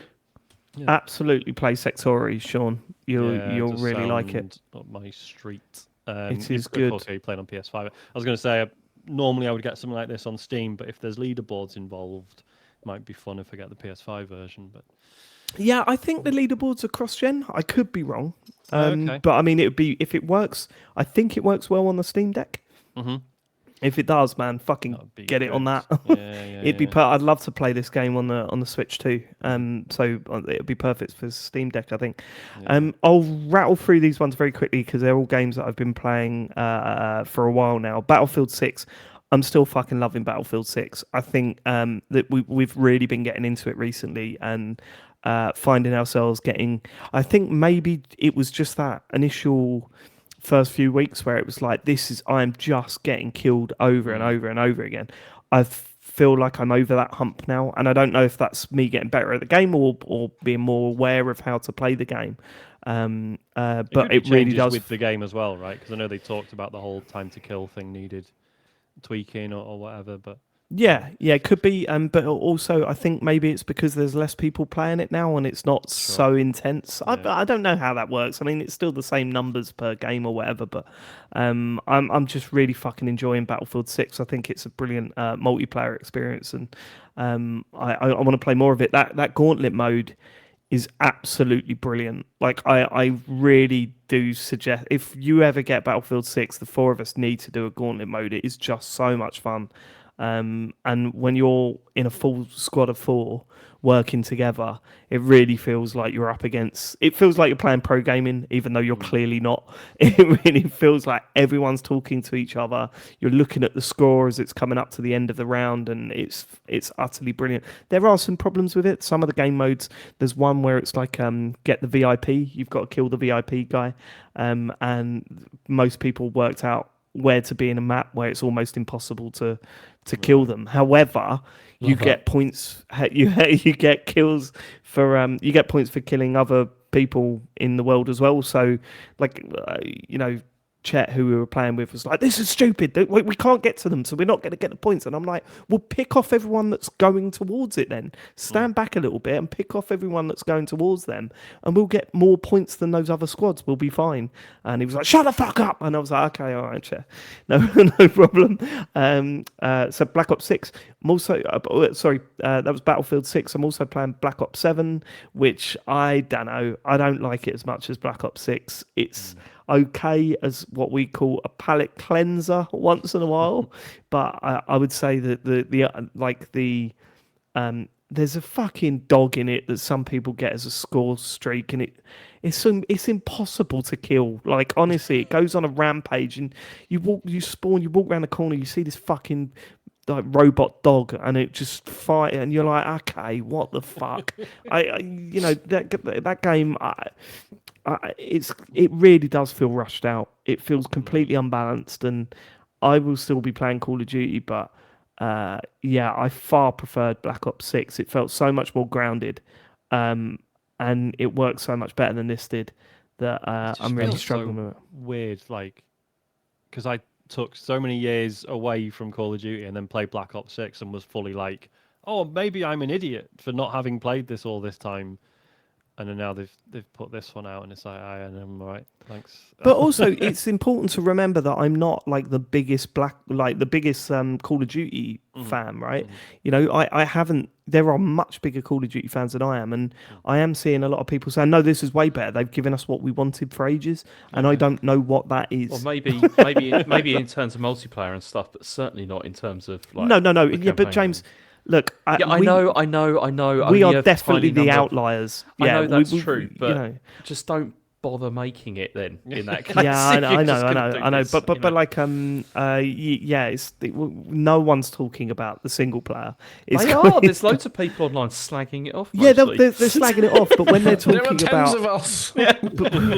but when they're talking about Black Ops, the vast majority are talking about the multiplayer. Yeah, and finally, I am smashing PowerWash Simulator again. It's been brilliant just putting that on. I forget that I'd totally forgotten that. This is true, right? So the Microsoft wireless headset, which I think is probably the best platform headset. I mean, there's only 2 of them really, like, but that Pulse headset for the PS5 is shit. And the Xbox One is like really good. I'd forgotten that you can also hook it up while you're using it on your Xbox. You can also Bluetooth it to your phone, which is great for power. I did that ages ago, and then I stopped doing it because I was watching something on TikTok or something a few years back, and I'm like, this is why I can't get it to work. And I realised that Harry was playing Minecraft with the headphones on, so he was hearing whatever I was playing through that. I was like, fuck. Whatever the hell you were saying. Whatever it was, yeah. James raised his eyebrows there, and I instantly thought, thank God. Okay? Thank fucking God. But he doesn't use my headset now. No one does. So I'm like, right, not okay, allowed to touch it I'm now. gonna Not put it back up. after the incident. Not no one after wants to the touch it now. He's got his own headset upstairs. That's what I'm getting to. So sticking a podcast on while playing PowerWash Sim 2 is just peak downtime for me. I'm absolutely loving it. I'm really enjoying it. The levels are getting bigger and bigger. For those of you that have been playing it, I've just did the petrol station and had the same big sigh as when I did the whole front of the petrol station, looked round the back and there's a fucking playground behind it. And I was like, oh, for fuck's sake. And it's, it's got some really cool ideas in there. Actually, I'm quite excited to see what they've done with the maps coming up. There, I just did it's like a fun fair power wash game. So you stand behind, where you get like the power wash gun and you put a pound in and you can spray different things. Yeah. You've got to clean that. So of course you're hitting the targets and then things are moving, like reacting to you hitting the target and stuff like that. I thought, what a neat little idea. I hope there's more of that. So yeah, I'm back in that hole as we enter towards the busiest time. It was sad actually because I loaded up my PS5 yesterday and I looked at Kingdom Come Deliverance 2 and I was like, I need to finish that, but at the same time there's a petrol station that needs cleaning. But then didn't you hear the intro music like on the screen and just It be like, gets oh, you so much, doesn't it? yeah. That music gets you so da da da da da da da da da da, and I'm like, I'm back there again. Yeah, that is what I've been playing this week. Matt. I mean, I've also just playing a little bit, so I did get back into Kingdom Come, but it's taking, the controls once again, so come back in like another 10 hours, and I should have reacclimatized for the fourth time in that game, but I will be getting that wedding done. Play a bit more Lumines, but I've just been like doing little bits. There's a game I really want to play actually, but I'm like, I shouldn't be starting another game, and that's called The Root Trees Are Dead. Have you heard about this? Yeah. Come out in January actually, but it's like another kind of detective-esque game. I was tempted to get that today, but I've heard some people talking it up and it sounds fantastic. That'd be really good. Yeah. Where You're starting to lean that way now. Have you noticed that? I'm a real Do you know detective. what where this is going to end? It's going to end with Matt playing those fucking Sherlock Holmes games that they just keep putting out. Someone's buying them. I don't know what those who. games are, but they sound great. They're supposed, Well, it's they're like supposed when to you be very speak- good actually. There's When you speak to something- someone and they go, oh, I play this game on my phone, it's called Ruby Detective Investigates, and you look it up and it's like they have had 40 billion pounds in revenue last year, and you go, right, this is massive, and I've never heard of it. Right. But no, Yeah. I'm being serious. I think this is quite like over the past couple of years, you sort of edged towards these sort of detective games. Yeah, I mean, like, the Sounds of Blade Manor is so damn good, and even when I was playing that, I was like, I want to do Oberdin properly because I've started it, loved it, stopped it. I checked actually on Steam. I put 8 hours into Oberdin, but didn't finish it. This one's going to be excellent. I think the general gist of this one is that basically, like a family has died. There's like an accident. I'm not sure it's plane or car or whatever. It's an accident, and you have to then look at like the entire family tree. Is it dodgy? What's happening? But you're in, I think it might be the 80s or 90s, and you're in like the bedroom and you're using like the computer to look on the fake internet to search things around the family and look at documents and image and posters and stuff to try and work out who's who. That sounds bloody brilliant. So I might be playing that, but for next week's show. But no, I'm still just doing little bits. It's such a weird time of year because we've got like 3 shows before the draft. Not really time starts like massive. Should just be like tidying up little bits here and there, but yeah. So Is it massive? I thought it was. I can't remember now. No. I should have just looked it up instead of asking. Sorry. No, like the root trees isn't, but I'm saying like it's no time really to start something massive. Sorry. Well, you got. Matt, we got Metro Prime 4 coming. I mean, that's clear gonna be, your Yeah, I've schedules, kind of guys. forgot about that. I mean, Nintendo did as well. To be Metro fair. Prime. That's what's the date? That's post draft though, isn't it? it's out in like 2 weeks' time, I think. It's December. Yeah, 4th of December. something like that. Yeah, it's definitely in 2 weeks' time.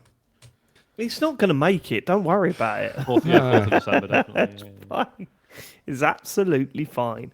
Okay, sure. Oh yeah, so it would have had 11 days to potentially go on draft. Oh fucking hell! I mean, very unlikely. Very unlikely. Yeah, I said unless it gets 9s, I'm not buying it.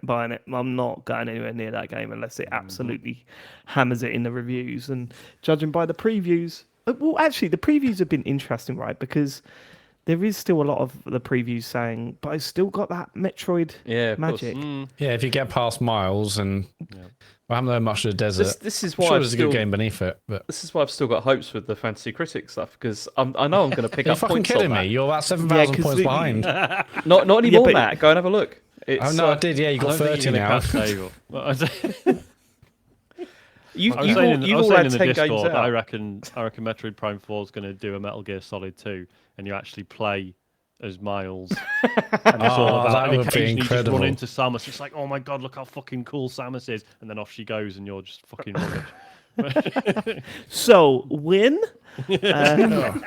Goated with the sauce. Okay, that's what you've been playing, Matt. Sean, what have you been on? I played Dispatch. By Yes! which I Okay, mean, so- by which, oh, gone. You mentioned that you finished episode 1. Yep.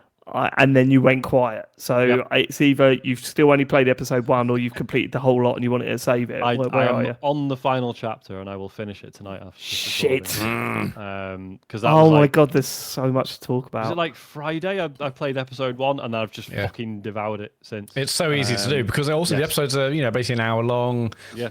It's keeps you kind of you it's like a good TV show. You want to keep playing, keep watching it, and then when one ends, you're like, well, I might as well do another one. Yeah. It's exactly Yeah, like a good drama. It is like I was explaining to a friend the other night. They're like, "Oh, what's so good about it?" And I was like, "It just is that elevator pitch of like, what if it was a TV show, but you made the decision?" Like, it's just such a good one of those. yeah. Like, It's so well written. unbelievable. It's Yeah. the writing is amazing. Loads of the performances are fantastic. The just little, sort of incidental bits of animation and stuff going on. Yeah, I mean, that's the even, other thing, even like- the transitions are like Yeah. clever. There's like one in like Yeah. the bar very early on where you're looking through the bubbles of drink. It's like the transitions are gorgeous as well. Yeah. You've done the bar fight episode. Yes. One of the best sequences in one of these games I've ever seen. So good. So incredibly funny and Yeah, so yeah. well done how it flicks between the two scenes. Yep. It's so good. I did actually discover something, and this will be a spoiler if you've not played the first episode. I think it's in the first episode. Then please fast forward a little bit, but it's very minor. There was something that I discovered that I hadn't even realised until recently, and I'm interested to see what you. So okay, right. My first question then is when in the first episode when Flambe comes and has a go at you, did you chuck alcohol or water over him? Water. Okay, right. So you did what I did. So I watched a video of different outcomes that could happen, and Flambe was in it, and I'm like, what the fuck? That's not Flambe. What the fuck? And I was thinking, that's not what Flambe looks like. This is weird. He's got all his teeth, and then I realised that I also chucked water over him, and I looked at the same. So if you chuck alcohol over him, he goes up in flames and leaves the bar. If you chuck water, he slips on the water and smashes his face on the bar. So for the rest of the game, he's missing a tooth. But if you chucked alcohol, for the rest of the game, he's got all his teeth. And I was like, but that was so how he looked for the rest of the game. I didn't even consider And like there was an repeatedly, option where he looked different. like the whistling because of his breathing. Like, Yeah. yeah. Seriously, because Oh, mate, really? it's because I didn't so get that clever. because I did chuck the alcohol. Yeah, over me him, too, yeah. Because I was just like fuck him. I want to see him burn. Well, I think think it's such it's he's a fire guy, right? So probably water's going to be worse for him than Yeah. Well, that's tooth. what I thought. I thought you chuck water over it. It'd just be more flames and it'd be all right. Yeah, yeah. Like it'd just go, Was he yeah, I'm on seriously fire. like whistling when he was talking and stuff? Because that's incredible. if Moments that's like the that, case. yeah. Oh, It's that's just- good. He's- But because It's- this is the thing, like the way it looks, right? Like I know logically that and we've seen this done before where it's actually 3D, it's all animated in 3D, but there's just loads of really clever shader stuff going on. Like there was a Guilty Gear game that did this where they showed a fight and then they paused it and then zoomed the camera in and panned down and everyone went, oh my god, it's actually 3D. So it's that, but even so, there are just bits where I'm like, nah, this is like all hand animated 2D stuff, surely. Like, and I'm a nerd for animation, right? I love it. And I'm an old man who's confused about what he's seeing on the screen. yeah, yeah. It's Yeah, it's so incredible. beautifully done. Like, Yeah, it looks yeah. incredible. Chase, one of the best characters in any game Yes. ever, I think. 100%. Just fucking incredibly funny every time Yeah, Chase yeah, yeah. talks. Just really, really funny character. I'll tell you the other thing that I thought was quite interesting recently with like all the chat around this game, because it's done well. Like it seems to have done really well. And Yeah, one yeah. of the things Yeah, that it's a sold lot 2 of million people have copies said, now. Yeah, a lot of people were like, just like, oh, episodic gaming is back, and like, this can work, and it's like, yeah, the reason this worked is because they released like 2 episodes every week. Yeah. It wasn't like we had with Months like apart. Walking Dead and like Life is Yeah. Strange, Yeah, where it yeah. was literally And- months. And keeping You know, it to like like a between tight it. hour also matters. Like Yeah. some of the Life is Strange stuff is like, oh, this is a 40-minute one, this is 2.5 hours. No, like we want to plan, oh, I've got an hour to play, oh, I'll squeeze in one more before bed, just like a good TV show. That's why it works. Yeah. 2 a week, 1 hour, or I mean, the finale might be slightly longer, but still, like that is expected and it just makes sense. It makes it easier. Yeah, So they completely nailed the scheduling. Like in Yeah. terms of like putting out something like that, it was brilliant. Yeah. I started to make a point about this last week, and then the conversation moved on. But I mentioned about how many YouTubers and Twitch personalities are in this game as voice actors.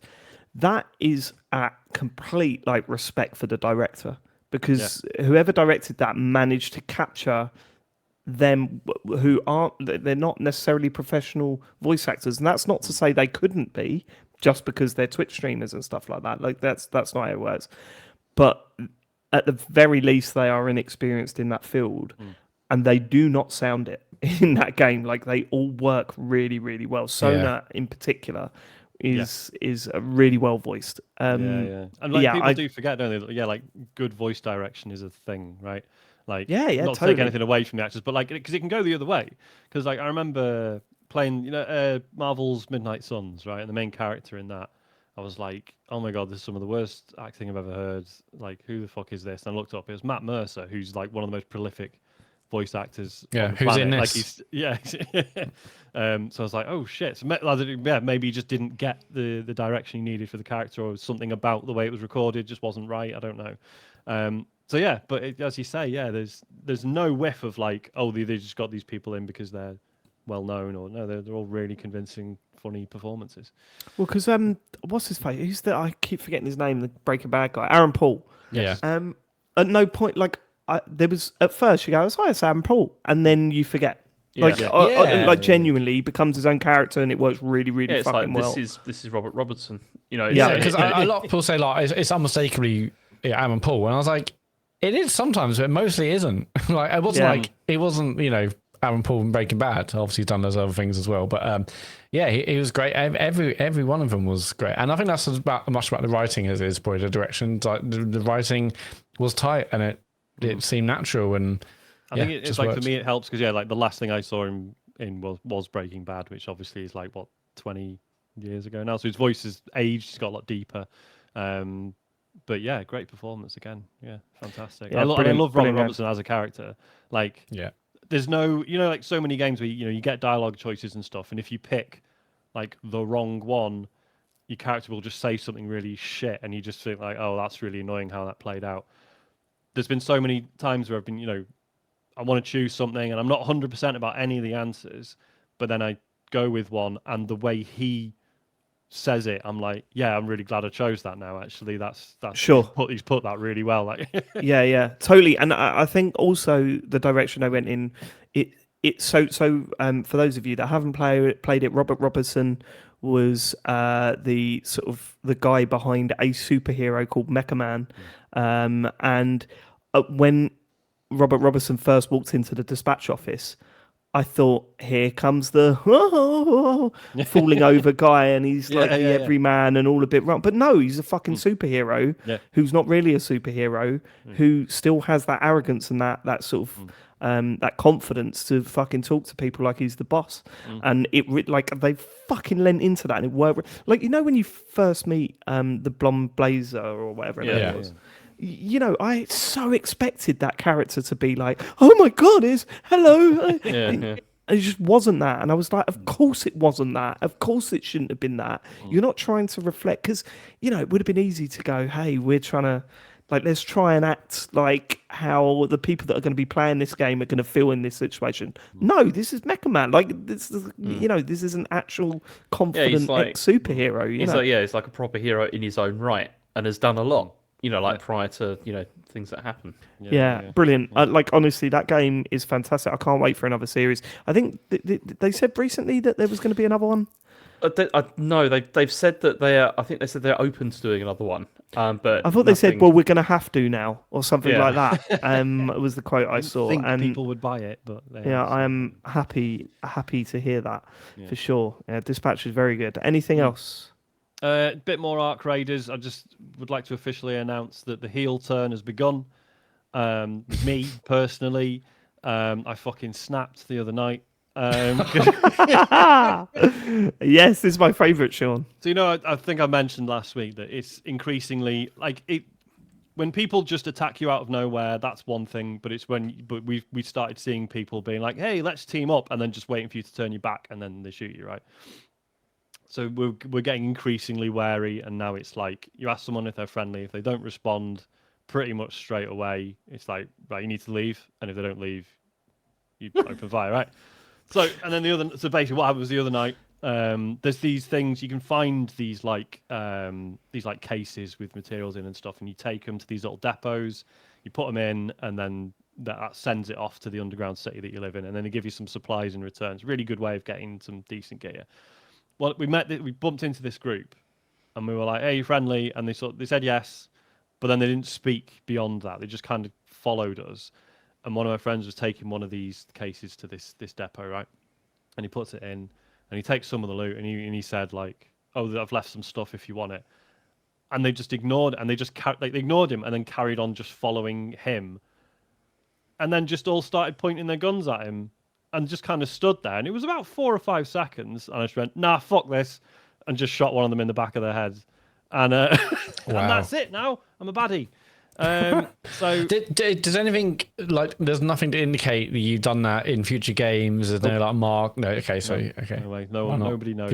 You can get away with it. Yeah, and the worst part is so we ended up taking out this squad, and we got loads of really good stuff off them. So now it's like, oh no. That's the new way, new lifestyle now. I don't know. It's turned. There was this. Has begun. I said I'm worried about saying this because I don't know enough about the guy, but I've been watching a lot of clips of this guy called Peanut that is a virtual Peanut playing a lot of this game, and some of the clips are hilarious. Like, I find really funny.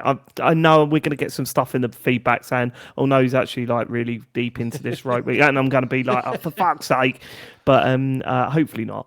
But there's this amazing clip where him and his mates walk into this sort of like big structure. And all of a sudden they hear, "Hey," and they look up at this balcony, and there's a guy standing there saying, "You guys want to think about?" They go, "Who the fuck are you?" I'm the fucking defender of this area, and you guys want to be shot. And then all of a sudden they all just open fire and kill him like at once. And then they go up and said, "Yeah, you may be the fucking defender of the lobby," and then should like finish him off. It just really made me laugh. I've not got into a game with that sort of open communication stuff yet. It's weird. I really should have played. Yeah, I really should have played Arc Raiders, and it's not out of the question. Yeah, but we still can. Really good. I've got it. I haven't started it yet. I do need to do it at some point. You've got it, Matt. Have you got it on? Yeah, I've got it on Xbox. Okay, we can still play crossplay though. It's got full crossplay. Yeah. Yeah, because I wouldn't mind playing it with you actually, because I'd like to play a bit more, and I'm not. Don't want to play it with me though. Or me. Interesting. Wanker. You're the wanker, mate. If anyone is. Right, are we done with what we've been playing this week? Let's get to some. What the hell? My time says an hour and a half we've been recording for. We're racing. That's true, yeah. That is scary, actually. This is the dream. Activate Matt Murray. I'm not saying a single word. Let's get to the questions. If you want to send us a question, go to tcgs.co in your web browser of choice. Ben says, "I know that the Switch 2's mouse functionality hasn't exactly been celebrated, but I have a potential use case. As a Switch 1 owner and PC player, there are some obvious games that demand to be played with mouse and keyboard, mostly management games, and also the Me Stealth Tactics game." I don't know, what are they? The Me Stealth Tactics games? Oh, is that like Shadow Tactics and Shadow Gambit, possibly? Anyway. I didn't expect to feel this way about Ball Pit, but now I'm kicking myself for buying it on Switch. It's great for bite-sized play, so I usually play handheld, and the analog stick is pants for aiming. I think it's David who's been playing Ball Pit on Switch too. Have you tried using the mouse function for aiming? Has it got a mouse function for aiming? I don't know. Ball Not pit. tried. I'll have to try. No, I haven't. You might have guessed by me questioning whether it even had the function in it. No, the mouse thing for the Switch 2 is ridiculous. I'm sorry, it is. It's so uncomfortable to use that as a mouse. That even if the game would work better, I never forget. Like, that it was really funny how. What was the game? And Roger. That I played on the Switch 2, which very much has a cursor on it that you have to move about the screen. Yeah. And I just thought, maybe this would be the first time I use the mouse on this. No, it doesn't have that functionality on that game for the Switch 2. That's frustrating. See, I tried it with Civilization 7, and it's like because I always still would like to have that kind of PC-like experience of playing a Civ game because that's what I've got fond memories of. And I tried it, and after about 5 minutes, I was like, "This is really uncomfortable." Well, and you've got to hold it off to one, like you're not holding onto something like a mouse like you're used to. You have to sort of hold this Joy-Con off to one side or something. Yeah, like the way you're holding it is really uncomfortable, and it's not. And also, like with and if you people say, "Oh, but like it'll work just like on your leg or whatever," and it's like, yeah, but if I let go of my mouse, it stays where it is. Whereas if it's on my leg and I just like, I'll just let go. Just of that. slide off. Yeah. There you go. Yeah, I should say, I don't think there's anything wrong with the analog stick in Ball Pit though. I didn't have any issues with it, but no, I've not. You don't need to be that precise. Like it's one of those it's one of those things as well where you go, like it's got that sort of you can. The default in playing Ball Pit is that you shoot every time you shoot the ball, right? Which is mad. Have you? Yeah, exactly. That's mental, right? Like it switched it to auto, never turn that off again. Yeah. I can't imagine. And someone will say, "No, well that doesn't work." I'm looking it up now. There are bits of plastic that you can slide your Joy-Cons into that make it a better mouse. By the looks of it, I was just thinking, I'm getting a 3D printer for Christmas, so. Oh, no, really? Are you? Brilliant. I'll sort you all out, lads. Everyone's going to be 3D printing now. Yeah, I looked and like the mouse controls weren't in when this game was reviewed on 15th of October. There has been a Switch 2 update since then, but that wasn't clear about whether it has been added or not. But interesting. Seems like it hasn't because I googled and couldn't find much. Bad news. Yeah, I can't imagine when I would ever want to use that. My favourite is when on the welcome tour it says you can use the mouse in tabletop mode. But I'm like, I don't want to. Like, I can imagine just sort of like putting it down and I don't know, mate. I'm not all about that life. I will not be using the mouse much. Once you've got that 3D printer, they've got like one that's like a Yoshi's egg, like for the mouse that you could like put it into. It looks pretty good. Amazing. Like, Sean, what's the first thing you're going to try and 3D print? I know you've got something in mind. What's the first thing you're trying to 3D print? I was just going to let Isaac pick keep it clean. off Thingiverse. It'll probably be like like a fidget toy or something, right? Inevitably. Yeah. Have you used one before? 3D I haven't. printer? I gather they are a pain in the arse. They really, really are. The worst is when you go, I'm going to print this off. This will take 23 hours. And then you go and check. It'll stink in your house. Yeah, you go and check 3 hours afterwards and it's fucked it completely. It's all over. Then you're like, fucking hell. You have not used the correct the thickness of whatever it is. A bit of dust got on it and now that's money wasted. Yeah, it's hard work. Sam says, after almost 2 years of hearing perfect for Portal, I caved and bought one from CEX. I spent an evening playing Trails into Reverie, Cyberpunk, Spider-Man Remastered, and Ghost of Tsushima, and have been blown away by how good it is, especially cloud streaming. Can the Portal Papas please recommend me some other games that are P for P? Bonus points if they're on PS Premium cloud streaming, as that runs weirdly better than remote play. Yeah, remote play isn't as good as direct streaming, is it, James? Yeah, often doing it, just through the cloud streaming, it works better. Which is same with the Xbox, to be fair.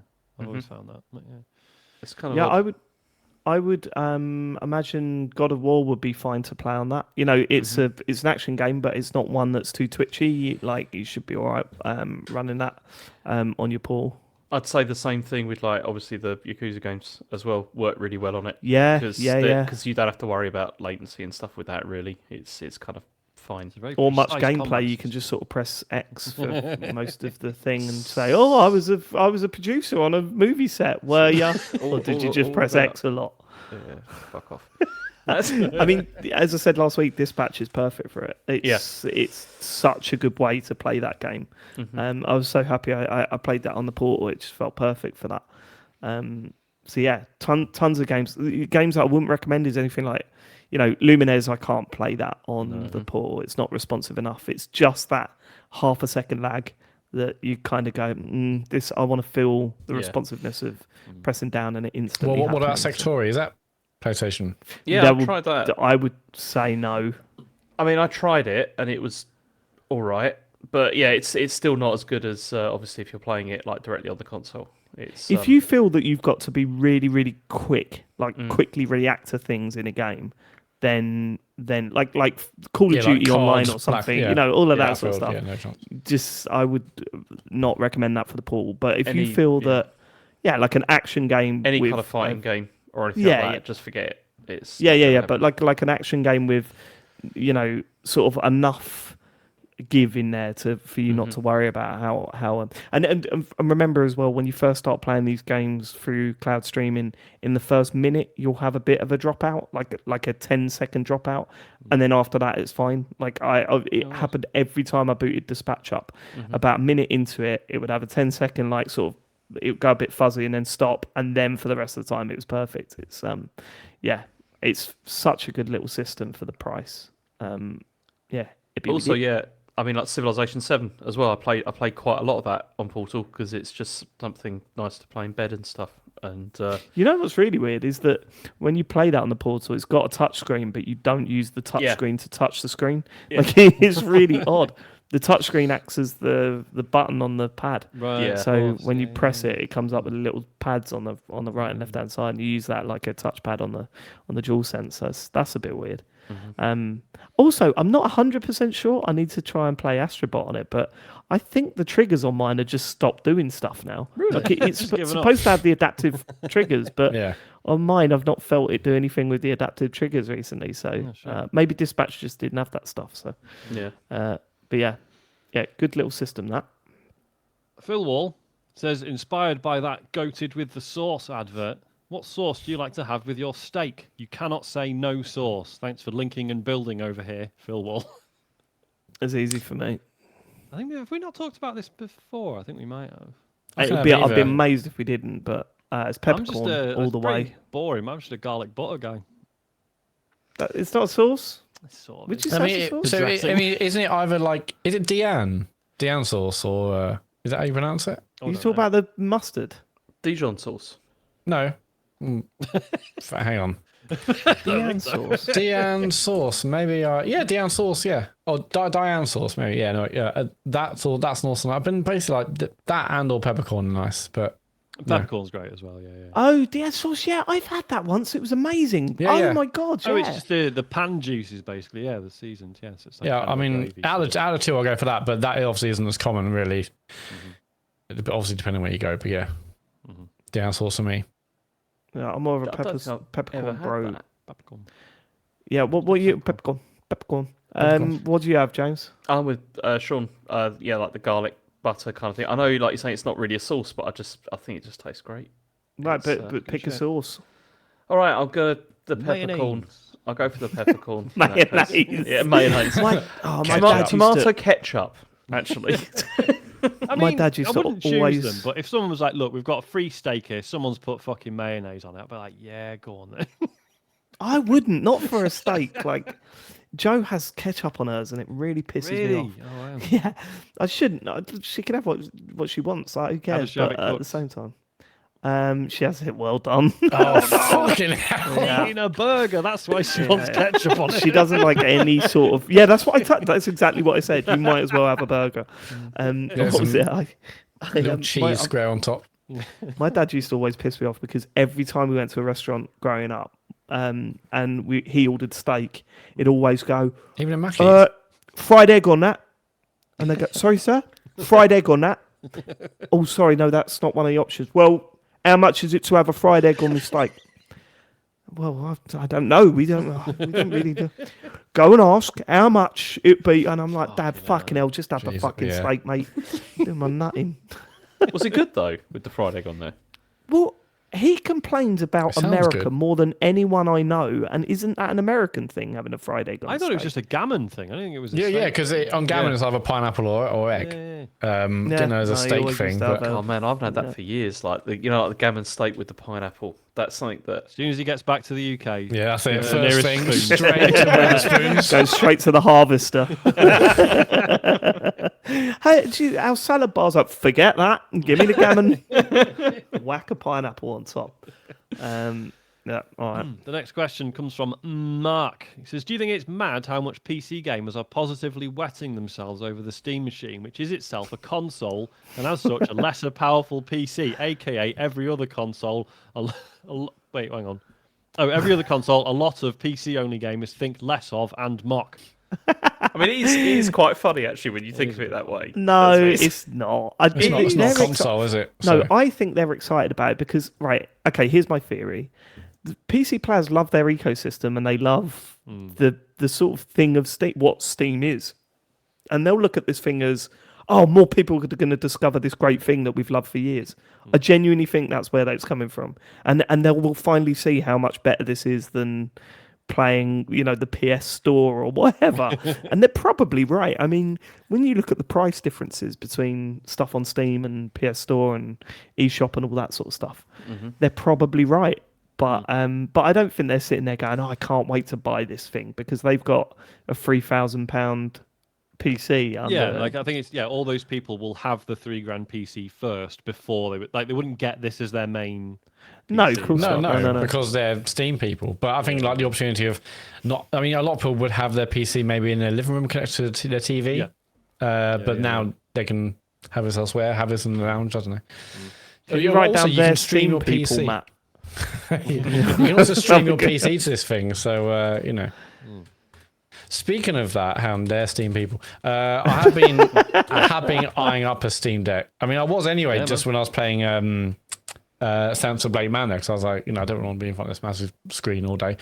But I didn't, and then I looked into like, if you're going to get it, you kind of should really get the OLED. It's got better battery life, better Wi-Fi, etc. But then I've noticed that today they're 20% off regular Steam Decks until December 1st. It's like the base one's like £279. Mate. Really? That's pretty That'd good. be so good. So it's £279.20 for the 256 gig LCD model. That's the problem because see, I was looking at these as well because as I mentioned before, like because of Asher, but then the difference between that regular one and the OLED does seem to be quite big. In the sense, I mean, particularly it's got the 90 battery life. hertz battery life, Wi-Fi, and but then that's £200 difference now. I don't really want to be doing that. Yeah, I mean, I will say, because I've got the absolute basic Steam Deck, I've very rarely run out of battery, but then there are some games that absolutely cane it. I don't know. This isn't going to be this side of Christmas thing anyway, and by that point, we might have more information on the Steam machine. So, but if some come like, but Can I read out our private conversation, Matt, about this? Yeah, go on. Just repeat what I just said. Sort of, but it's the added bit that I said. I can't remember what I said, so I'm scared. So I said, no, you don't have to be scared. I said the portal is a class bit of kit, and you said I'm thinking more. I'm more tempted to pick up a Steam Deck than a portal at the moment.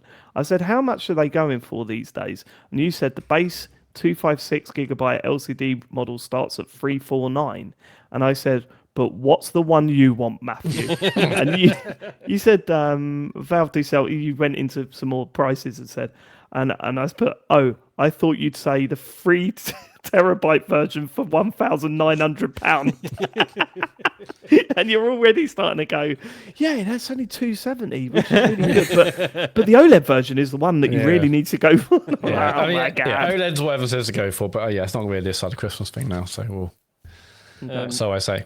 So interestingly, the next question from Building Up Your Burst says Dave mentioned that he wants something cheaper than the predicted price of a Steam machine, something just designed for playing lower spec indie games that aren't available on console.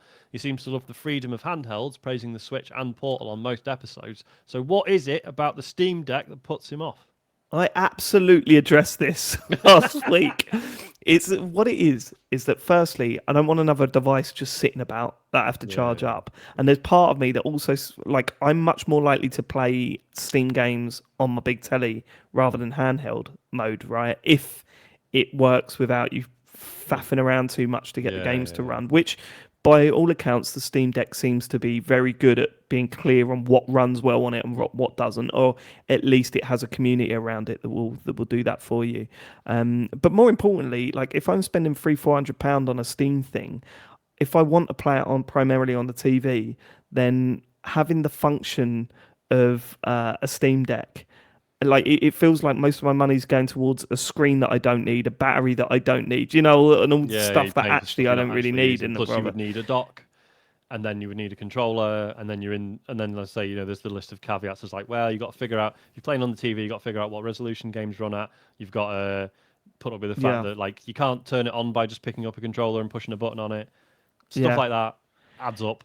Like it sounds petty, but it is petty, but I'm at an age now where you get petty when you get old, I think, and any sort of barrier just really puts you off with stuff. But more importantly, I've got so much I need to charge in my life. I hate it.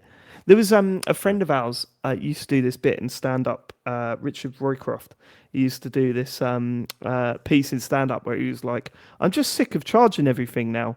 These days I have to charge my books, my cigarettes, I have to charge my, and he goes through it all, and it's really funny, and that really stuck with me. It's like, yeah, we literally have to charge everything now, and it's really winding me up. And toothbrush. Do you know what I mean? It's like, fuck's sake. It's mad, isn't it? Because having like a portable battery now feels like pretty essential for most people. Maybe that's me being a nerd and not remembering what more normal people are like. But to me, it feels like that's gone from being like something that nerds would have to like, well, yeah, what else are you going to charge your fucking vape with? Like, yeah, it is literally everything that you have to charge at the moment. And just add into that is like we were saying, is it time for Charlie to get a non-functional phone for him to use, like a non-SIM card phone for him to use, so he can?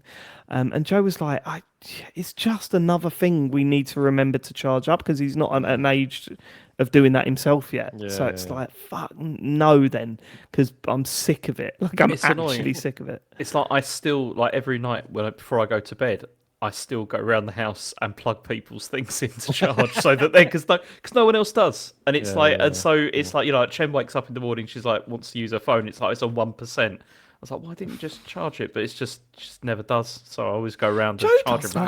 That's Joe will wake up in the morning and put her phone on charge, and I'm that's like, insane. You've got. I know, but we're well, it's weird. better for battery Sean, life, isn't it? You don't do that. Although iOS and stuff changes it now, but it's better to not basically leave it on for 8 hours charging overnight for battery health. True, mate, the battery health conversations do my fucking nutting, to be honest with you. I've tried everything, and I guarantee my iPhone within 6 months will drop. Like it was suddenly I'm charging it at lunchtime again. Like it does my nut, no matter what phone I've ever had. It just. That's the thing. Like by the time battery health becomes a serious problem, you've usually getting a new phone by that point. Anyway, so it's what they prey on, though, James. Yeah, you know, Apple have got this thing at the moment that says, what was it? They got this thing that you can set your phone to only charge to 80%. To sort of prolong the life of your battery. I watched someone on YouTube the other day going, "Oh, great! So I've cut the life of my battery like up front." Rather than later on now, it's so straight away it's only 80% full. I was like, and a fucking good point that to be fair. Speaking of devices, do you want to hear a stressful story? Yes, please. I was talking in previous weeks about how Isaac needs a better device for playing Fortnite and Minecraft on, right? And I was weighing up getting the Retroid Pocket G2, which is one of these emulation devices, but it runs on Android. So I was like, oh shit, maybe that'll be good. So I looked at, so it's only just come out. So there was the Retroid Pocket 5, which was really well reviewed. The G2 is like I don't know why it's called the G2. It's just like a slightly faster version of the Retroid Pocket 5, right? The 6 is out in January, but I was like, whatever. I went on YouTube and I was like, Retroid Pocket, G2 running Fortnite. I was like, right. There was videos of the 5 running it, and I thought, well, the G2's only just come out, so fair dues. No one's put those videos of the G2 up yet. Whatever. I'll get the G2. Everyone's like, it's the same, just got a better processor. I was like, right, sick. It arrived today. It does not run Fortnite. Oh no! Because it's a brand new CPU and it's not on Epic's list of approved processors yet. Right. So it will run when they check it and go, yeah, this is fine, but it won't let you install Fortnite. And I'm just Oh shit! It just fuck's won't let you sake. install it. That's Yeah. annoying. Right, really annoying. So maybe it'll get sorted by Christmas Day. I don't know. But I love the basically- fact that he's getting a console that he can't play his favorite game on, and, Yep. and Charlie's getting a light gun that doesn't fucking work. This is going to be a Lads of the disappointing year. Christmas. joint first. I've like you can still play it through like Xbox cloud streaming because that's free. You get like, but it's like, but I hate the idea of having to give it to him, being like, right, eventually Fortnite will run on this, but I don't want to give him a Christmas present with fucking caveats. Do you know what I mean? No. Yeah, that's the And worst. Yeah. And like News like it'll be fine. What are you talking about? He's not going to mind. I'm like, it just feels shit. Like, and I feel like obviously there's the shame that's like, why didn't I just fucking check? So yeah, hey ho. What color did you get? Because the 16-bit one looks awesome. I went for the black one because he was absolutely buzzing about the fact that the sticks have RGB lighting on them, and I was thinking, if you just get the black one, any color will look good on the sticks, right? Whereas, like, because I really like the GameCube color one, but I was like, yeah, but then you wouldn't probably never turn the lights on the sticks because that would look weird with a purple. I don't know. That was my thinking anyway. It's a beautiful device. It just happens to not do the one thing fucking need it to. So. And so that's literally just waiting for Epic to do their thing. Basically, yeah. At some point they'll get around because it's like I say, it's a new processor. It will end up in like other phones and stuff. So it will eventually come up on their list of things to test and approve. I assume. Until then, yeah. Merry Christmas. We're going through this with the kids at the moment, where it's like they want things that we don't want them to have, and we're having to make a decision of so Harry, his main present, he wants a labs, what is it, Xbox Labs controller, Design Labs controller, but he wants an Elite version. So it is like way overpriced, not anything special or anything like that. But you go, mate, it's £50 cheaper to get a design, and it looks exactly the same, but it's like the standard version. But I want this one, so we're having to go. What do we do? And then Charlie wants something called Soccerbot, which is a little robot that you can play football with, and definitely haven't got the space for it, and it just looks honestly, it looks awesome. It looks dangerous. It looks like one of those those the Hoover robot things. It chases the football around, so he's going to stand on it and trip over it like within the first 5 minutes of using it. And Joe's like, we need to talk him out of it, and I was like, but it's what he wants. Like, you're just going to awful, isn't it? Because obviously you go into parenthood being like, man, Christmas is going to be amazing. You can have whatever he fucking wants within reason. And then, and it turns out everything they want is mad, and you don't want them to have it. So, we don't. Christmas is going to be an interesting one this year, I think. I mean, when I was younger, I had the Michael Owen thing where you had a little football in your hand, you gripped it and you kicked it, and, the ball was attached to the string. Always smacked you in the nuts. Yeah. Always pinged back into your nuts. Yeah. Well right. done. Well done. Who's 13? David Soccerbot is currently 12% off on Black Friday. Yeah, we're Smith's getting it, isn't he? That's 35 quid down from 50. Nice. Go. Yeah. We've got a couple more. Necromoz says, hi, loves. Question for Sean. Don't take this the wrong way, please, but I often wonder why you're not, or not yet, a mechanical keyboard aficionado. Given your love of analog media, lovely tactile devices, and boutique farm-to-table technology, it seems like something you'd take to like a duck to water. I've gone through the usual Logitech and Corsair keyboards for 20 plus years before recently taking the plunge and building something myself. It can be both surprisingly cheap and unsurprisingly expensive, and the enjoyment of self-assembling a tool you'll use for hours every day is as strong as you'd imagine. Assembling them these days is no more difficult than putting together a Lego set. You can even get small batch custom artisan keycaps designed by independent artists, which seems right up your street, though I've yet to indulge in anything like that.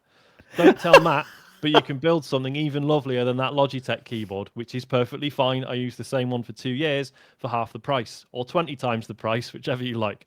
Granted, you can't buy the components with Microsoft points, but with Microsoft going nuclear on the X scale these days, that's probably for the best. I promise this isn't a backhanded way of calling you a... Who's editing this week? Me. Cunt. Cole, actually. Oh yeah, Carl is. Oh, Carl Scott, yeah. Yeah, no, I don't know. It's certainly something, like, obviously, being an ASMR freak, I've watched plenty of videos where people just type on really nice keyboards. I think I'd always assumed it was incredibly expensive no matter what.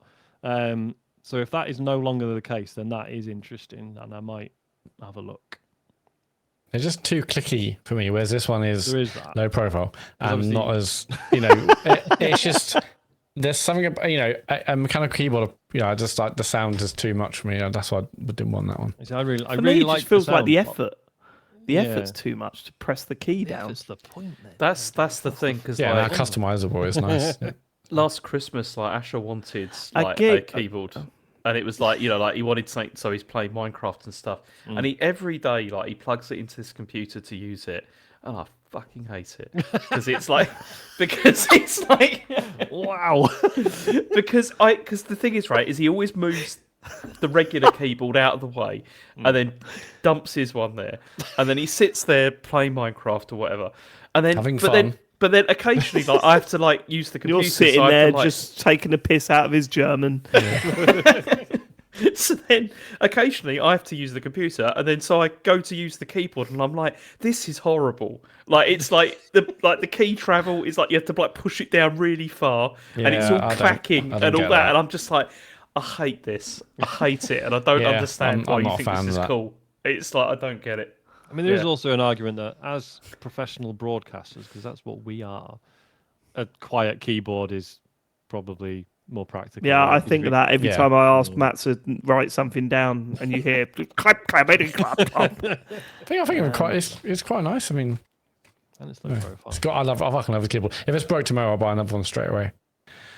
Love it. Sounds like a threat. Sorry. If you break, I Sorry, swear to fucking God, I will buy another one. Sorry, is that a revelation to you, Matt? If the keyboard breaks, you'll buy another one. Is that? No, I mean, big- like, but this particular model. Because I love it so much. okay, right, okay. Sorry, I misheard. I that won't need a then. It's keyboard like, for my computer. if my keyboard breaks, I'm buying another keyboard. Well, yeah, otherwise you won't be able to use your fucking computer. You But this baby, oh man, it's do you free remember as the well. laser ones that they tried to push on people? Oh, yeah. No, it's not actually. It just projects it onto your desk, and you can type like that. That didn't go well, did it? Nope. Didn't You go can well. still find them at CES. Oh, yeah. Got him. Last one comes from Lee. He says, it still torments me that after all of these years, I still don't know what James said on the bus. Will there Oh, ever be weird. will there ever be a situation when it is revealed? I need to know. Thank you. Fuck. So I was totally thinking about this the other day. Yeah. I was driving to work. This is so strange. You messaged that in, Lee. I was on my way to work the other day, and I was thinking, oh, we haven't referenced James, what he said on the bus for a while, and then I imagined how it would go. I was thinking about what would happen on like the last TCGS, like when we decide to jack it in, would we mention it then? And then I was like, probably not, actually. No. No, I think it would just sort of I spoil think it. Like, we, like, remember, we turned down, was it 500 quid? We did. We turned down 500 quid to reveal it. That's right. Yeah. Yeah. Why did we do that? That's how much we want to keep that secret. Yeah, that every is day. weird now thinking about it. We should have taken that money. Yeah, that's free I was cash. also thinking about how people found out about it. I'd forgotten that Sean took advantage of me at a wedding. You remember? this. Is that Yeah, what it it was was? right at the end of the night, and I was drunk. And Is you it- went, is it Sam's right. wedding? I think it was Sam's wedding, yeah.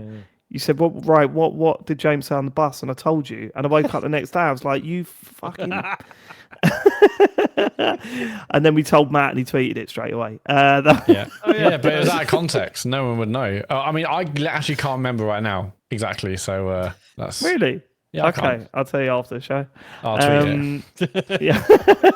Well, it's good no one's on Twitter anymore. We'll worry about it. Yeah, no, you will never find out, Lee, unless James does something that I'm not happy with, and you will all find out what James said on the bus. For new listeners, basically, this was after the GMAs when we were nominated for a Games Media Award. Didn't win that one either, by the way. Wankers. Free bar, And though, so- James said something to me on the bus, and fine, he said something, and then a couple of weeks later, he was having a pop at me, and I sort of just said, "Remember what you said on the bus that time?" And you were like, "No," and then it hit you, and it suddenly went quiet again, didn't it?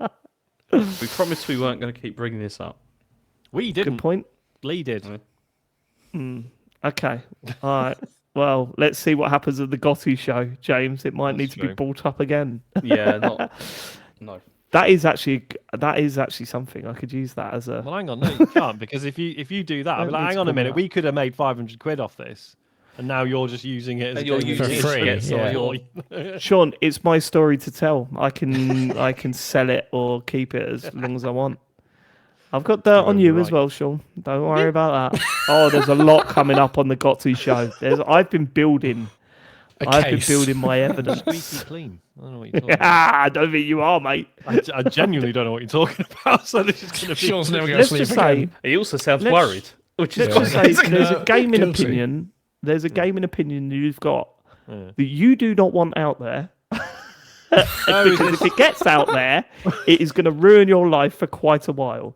So I'm just going to keep that in the back pocket. Don't Do let him not, have the power, Sean. not do from the bonus not show. step out of line, Sean. Is this from the Do chat not- we had on the bonus show? Maybe not. Sean, that's don't, already on the don't give him the Discord. power, Sean. Just release it into the world. Do and not own step it. out of line, Sean. Own it, I'm Sean. telling you now. Do not step out of line. Fucking own Is it, that Sean. it for the messages? Don't let him be in control. Is that it for the messages? I think. Good. Okay. Yeah. Fine. All right. Go on. Let's get to the socials. Matt. Yes, James will be streaming Farley Steps this Friday at 9 p.m. That's correct, isn't it, James? You're not going anywhere? don't think I am, but we'll see. He'll think of a reason to. Yeah.